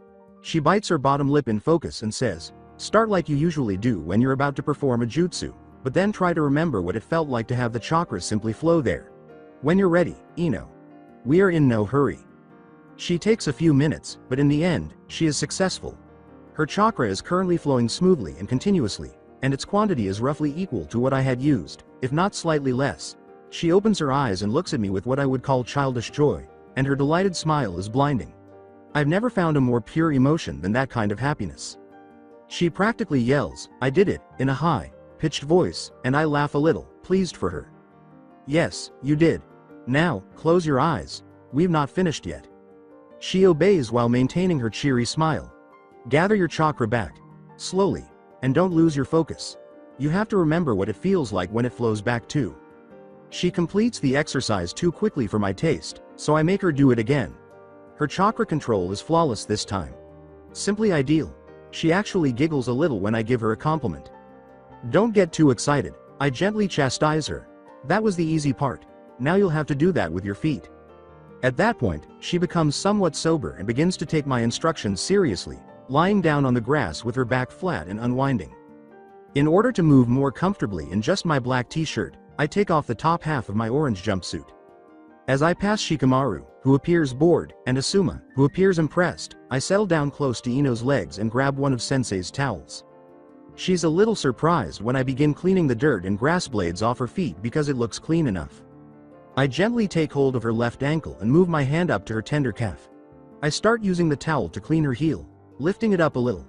I find myself making pointless gestures with my fingertips as I trace her cool, silky skin. I can tell by looking at Ino's face that she is blushing a lot while pretending to relax with her eyes closed. I try to treat the other foot with more professionalism once it's clean. Hormones, damn them. We go through the same procedure again when we're ready, but this time we use her feet. It's clear that I'm using my hands once more because using my feet would be rather impractical, albeit probably amusing. As I place her feet on my lap and press my palms against the soles, the scene that follows seems eerily familiar. I can't really recall who I did it with, but I think I did something similar in one of my previous lives. This time, it takes her 5 minutes to feel my chakra and over 10 minutes to complete the exercise to some extent. After allowing her to say it 3 more times, I finally gave in and made her try on the river. She ends up with her feet and ankles underwater again after her first attempt, which fails completely, possibly due to her overly excited state, but her second attempt goes off without a hitch. Now that Asuma is happy, she is standing firmly on the river with a big smile on her face. It's a significant improvement in less than 30 minutes, but it will likely take a week for her to walk on it without any issues and a few more before she feels secure enough to fight on it. She quickly returns to solid ground after I persuade her not to exert herself too much, acknowledging that she feels quite exhausted. She also needs to increase her chakra reserves. When all members of Team 10 are back on the shore, Asuma's nod toward me looks more like a bow. That was enlightening, Naruto. I say, thank you, Sensei, grinning at the young Nara beside him. We could always do the same thing with Shikamaru. With a slight grimace, the Hokage's son turns to face the uneasy boy. I can do the thing with your hands, he says in a deep voice, but I'm not going anywhere near your feet. A little flushed, Shikamaru responds, I wouldn't let you anyway. I give my male teammate my slyest smile as Ino snorts. I ask him, and would you let me instead? Asuma's eyes widen and a drop of blood appears beneath his nose after a swift sexy no jutsu. Shikamaru's eyes enlarge as well, but there is a noticeable lack of blood. Yes, he has not yet reached puberty. There's no way a hormonal teen could just look at a naked Naruto with wide eyes. To make the transformation less startling and more powerful, I even combined smoke with the jutsu. No puberty yet, indeed. As I transform back, Ino's right fist slams down on my head, leaving me on the ground. Ah! That was painful. The Yamanaka girl's eyes are narrowed and beet red as she glares at me. Idiot! She blurts out. If you ever do that in front of me again, I'll kill you. After that, she leaves without listening to my teasing and laughing excuses. As we all put on our clothes again, I continue to bug her. As the sky grows dark, Asuma announces that today's training is over. We Genins decide to eat together despite Mitsuruka's decision to send us home because he has a meeting with the Hokage today. However, it took some convincing on my part to persuade Shikamaru to agree. The Junin pulls me aside before we can leave our sensei. I follow him away from my teammates while Shikamaru gives me a knowing look and Ino a perplexed one. I can also guess Asuma's desires fairly well. When we pause across the river, I ask him casually, "What's up, sensei?"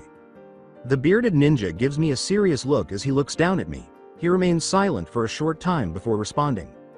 "Naruto, tomorrow morning I want you to come and meet me here, an hour earlier than our usual." "Why?" For a moment, he looks at me coolly. "So we'll have a serious talk about your skills and abilities." "A conversation." "Correct. Isn't that the reason the meeting is being held here on a training ground?" I wave my hand dismissively, feigning not to notice, and frown a little. "There's not really much to say," I claim.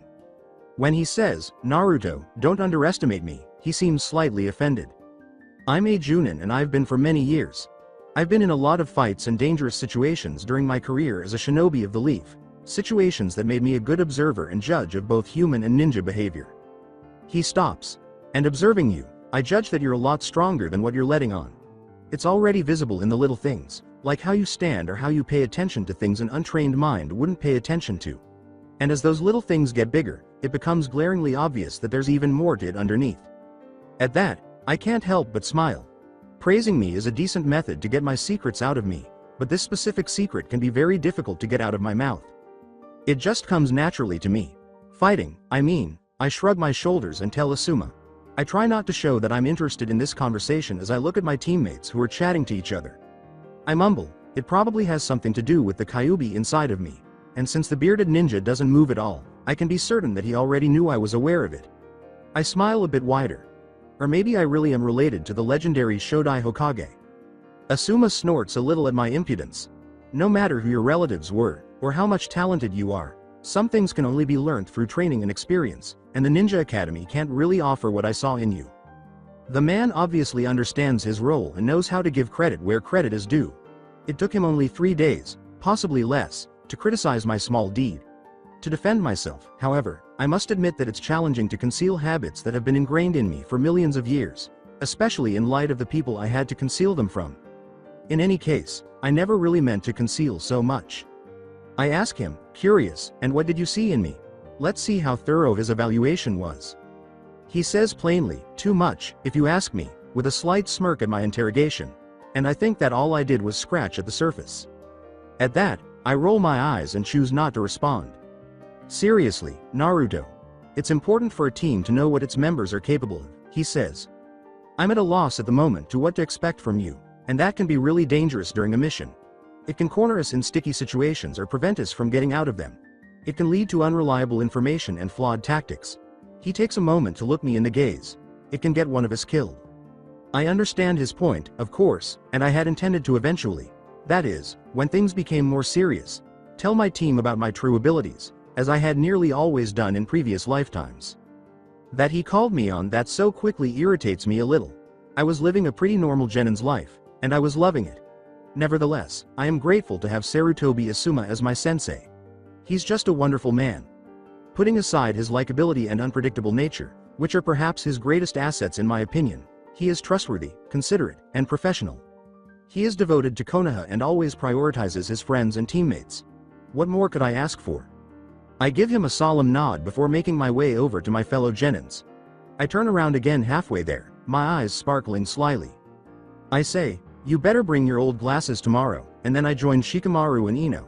Few people are aware that back at the academy, Asuma wore glasses to read. I had seen them once or twice before, when the Hokage's son was present. They're pretty bad. The Junin asks despite having a strong suspicion of what is about to happen. Why? A ferocious smile appears on my lips as I turn to face him one final time. Because if you don't, you probably won't believe your eyes. As my old and new friends stare at me questioningly, I laugh a little at my own folly and then start to leave. Ino asks, "What was that about?" "Nothing. Tomorrow is not something I need them to know about. In my opinion, I would wait a long time to reveal my true abilities to them, but I will give Asuma the final say." I quickly shift the subject. "So, where are we going to eat? I know of a fantastic ramen stand and I really want you to meet the owner and his daughter. They're awesome people." With a slight frown, Shikamaru nearly spits out the next words in disgust. "Yeah, and I'm sure this daughter has beautiful chocolate eyes and a very pretty blush." "Actually, she has," I say, giving the boy a cheeky smile. "But that's not the point at all. The point is they make the best ramen in all Konoha, and on top of that, they're nice people. Come on, I promise you'll like them." Before revealing his typical bored expression once more, Shikamaru mutters something. "Fine," he says, making a languid hand motion. "Works for me." Instead, Ino groans softly. She whimpers, "I should go home and take a shower," as she grips a damp hair strand. "Look at me, look at my hair." Although Shikamaru simply rolls his eyes, I give her a close look as she actually compels us to pause and admire her and her hair. Right now, she still has that wild appearance that appeals to me greatly. I whisper to her, looking into her large, blue eyes, "Ino-chan, you're just beautiful." As I resume my walk, the young girl freezes in place, her hair still curled around her fingers. I can tell she's blushing without turning to look behind me. My other teammate's slightly disgusted frown is sufficient evidence. After a few seconds of waiting, I turn around to see her standing exactly where she was. "Well, are you coming?" When we leave the training grounds and enter the streets, she rejoins us. I don't think she will be complaining about her appearance tonight after seeing her shy little smile. Packages are still being carried by the villagers of Konoha as they wander the streets and enter the stores. There are shouts and loud cries coming from the nearby open market, indicating that closing time is drawing near.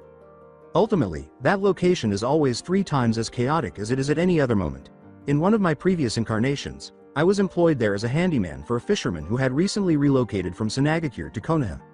The unfortunate thing was that he was born in that sandy area and had an unhealthy love for fishing. Here in the land of fire, he made an effort to satisfy that passion, and he usually succeeds. He won't remember me, of course, but I could visit him tomorrow. We briefly discuss the missions and training for today as we travel to Ichiraku's. Ino appears to be thrilled with her progress on the water. Walking exercise and is keen to try it again as soon as possible. She begins, "Maybe I'll try it on my little swimming pool tonight," as we cut through a nearly empty playground. Only a group of young children are playing with a ball nearby. I could ask Dad to fill it just a little. We empty it every time after the end of summer. But I'll probably freeze without that warming jutsu Asuma used on us. But perhaps Dad knows it too. Yeah, I bet he does. What do you think? I respond since Shikamaru doesn't seem to be trying to answer, and I smile a little at her brief monologue. "I think you should rest instead. You worked pretty hard today, and tomorrow won't be any different probably. Don't overexert yourself. You'll be able to try the exercise again tomorrow." Shikamaru says, "I'm already tired of that stupid water." Walking, venting some of his annoyance. Nara Shikamaru is having trouble figuring out something. I can't figure out how to faster shift my chakra from one foot to the other to actually walk. That's new now. I can only stand still like an idiot, and it seems like I'm not improving at all. That's not true, I firmly assert. I walk over to a nearby tree and begin to climb it calmly, saying, "You're certainly improving. And a lot too. It's just that you're still not good enough to walk on the water." Here, I jump down after standing motionless for a few seconds when I'm nearly on top. My teammates are observing me with some admiration. The children who had been playing around are now observing me and my head protector with awe from a distance. In a few years, I think a sizable number of kids will enroll in the Ninja Academy. I turn back to my fellow genins after giving them a wink that causes them to start laughing. This is the basic exercise on chakra control. We could say it's an easier version of the water. Walking one. You say you're not improving, but try and climb the tree yourself, Shikamaru frowns a little and joins me by the tree after observing me with suspicion and a hint of anxiety. His chakra control is precise enough that he succeeds even though he begins the exercise by stomping down on the wooden trunk with a little more force than is necessary. I actually chuckle as he moves up and down the tree with a contented look on his face. As Ino takes his place up the tree, I say, "See? With pleasure." The Yamanaka girl appears ecstatic, while the Nara boy appears irritated and subtly relieved. "Do you think you could have done that before all the training with the water? Walking? Of course not. Skipping this basic exercise was a smart move on Sensei's part. It made you improve at a faster rate than you would have by following the most common schedule." I give them a nearly proud smile. It took me a week of intense training to master the tree climbing exercise. You managed it in less than a day. People look at me with disbelief when I say this, and I can't help but laugh. As I said, your chakra control is improving very quickly, so don't be frustrated just because you still can't walk on the water. You'll reach that stage in 2 weeks, tops. I give Ino a wink. And in the meantime, you could show Sasuke the tree climbing. I'm certain he will be amazed. The blonde turns slightly red and looks away. I don't think a little thing like this one could make an impression on him. "Oh, I assure you it can," I say, my voice tinged with mischievousness. "Sasuke can't climb a tree, after all." Ino exclaims, "Surely he can," and I simply give her a sly smile. "Not yet." At first glance, the girl appears somewhat shocked, but then her brow furrows, giving the impression that she is meditating. Instead of jumping at the chance to impress her crush, she seems thoughtful, which surprised me. "Let's go eat," said Shikamaru. "I'm starving." My stomach rumbles loudly as if it were triggered. "Me too," I add needlessly, giggling a little at Ino's look of disgust. "Naruto, you're..." She is unable to finish because her stomach expresses its opinion at that precise moment. We all pause for about 2 seconds as it reverberates like thunder in the ensuing quiet. At that point, Shikamaru and I can't help but laugh uncontrollably and roll around on the ground, tears of laughter streaming from our eyes. The group of children who are attempting to watch us covertly begin laughing once more from some surrounding bushes. Yes. In a few years, Uruka will have to deal with a lot more kids than usual. Rolling laughter combined with the awesomeness of tree climbing? We just made some hopeful ninjas, I'm sure. We regroup and resume our stroll, leaving the park behind, still laughing a little.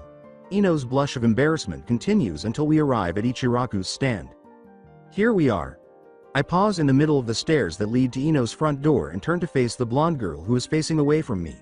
If the presence of at least one of the Yamanaka parents wasn't evidence enough, there are muffled sounds coming from the house, such as running water and clattering tableware. "Here we are," Ino says again as she fiddles with the keys.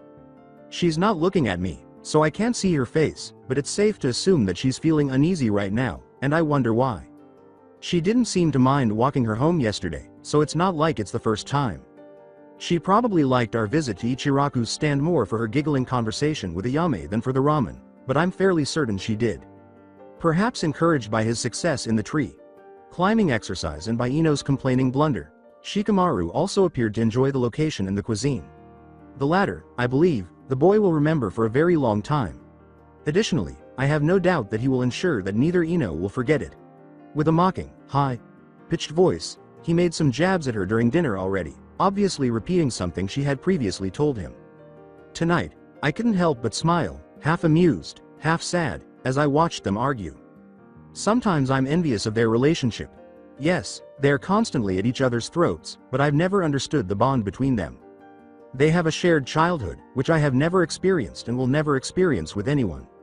My childhood wasn't exactly the happiest time of my life, and since I only experienced it once, it is the only aspect of my life that cannot be changed. I could end my life right now and go back 3 days ago to change everything that I could, but not everything that comes before. I have no control over those. They're unchangeable. I suppose I could say that the only true past I have is my early years. It would have been nice if it were more like Shikamaru's or Ino's, but given what I got, I really can't complain. What I got from the Kyuubi. In any case, we cheerfully left the ramen stand after eating, saying goodbye to Ichiraku-san and Ayame as we made our way through Konoha's streets. Shikamaru left us quickly because she had to take a different route than Ino's and didn't even intend to walk any farther for her. Here we are now, in front of her house, as Ino pointed out twice without need. She also seems uneasy for no apparent reason, unless... At last, she turns around and murmurs, "Naruto." I wave my hand dismissively as I begin to respond, but she has another idea. I wanted to thank you for today. You helped me a great deal. I let my hand fall as she looks at her feet, occasionally bringing her gaze up to my face. And I'm sorry for what I said about you the other day. I'm sorry, she says again in a tiny voice, sounding both pathetic and endearing, if that's even possible.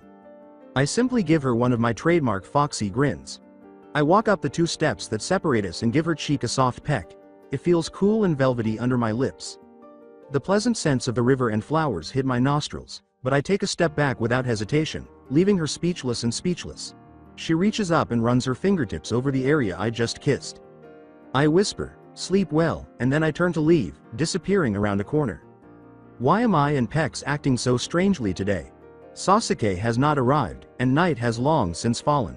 I trained and attacked defenseless Cage Bunchins for about 3 hours while I waited for him. His black jacket is neatly folded up and lying under the same tree as it was yesterday. Sasuke, however, did not show up. I shrug my shoulders and use a kunai to eliminate the final 2 shadow clones. I inhale deeply as the memories of their loss flood my mind, letting my muscles relax and a broad yawn escape my lips.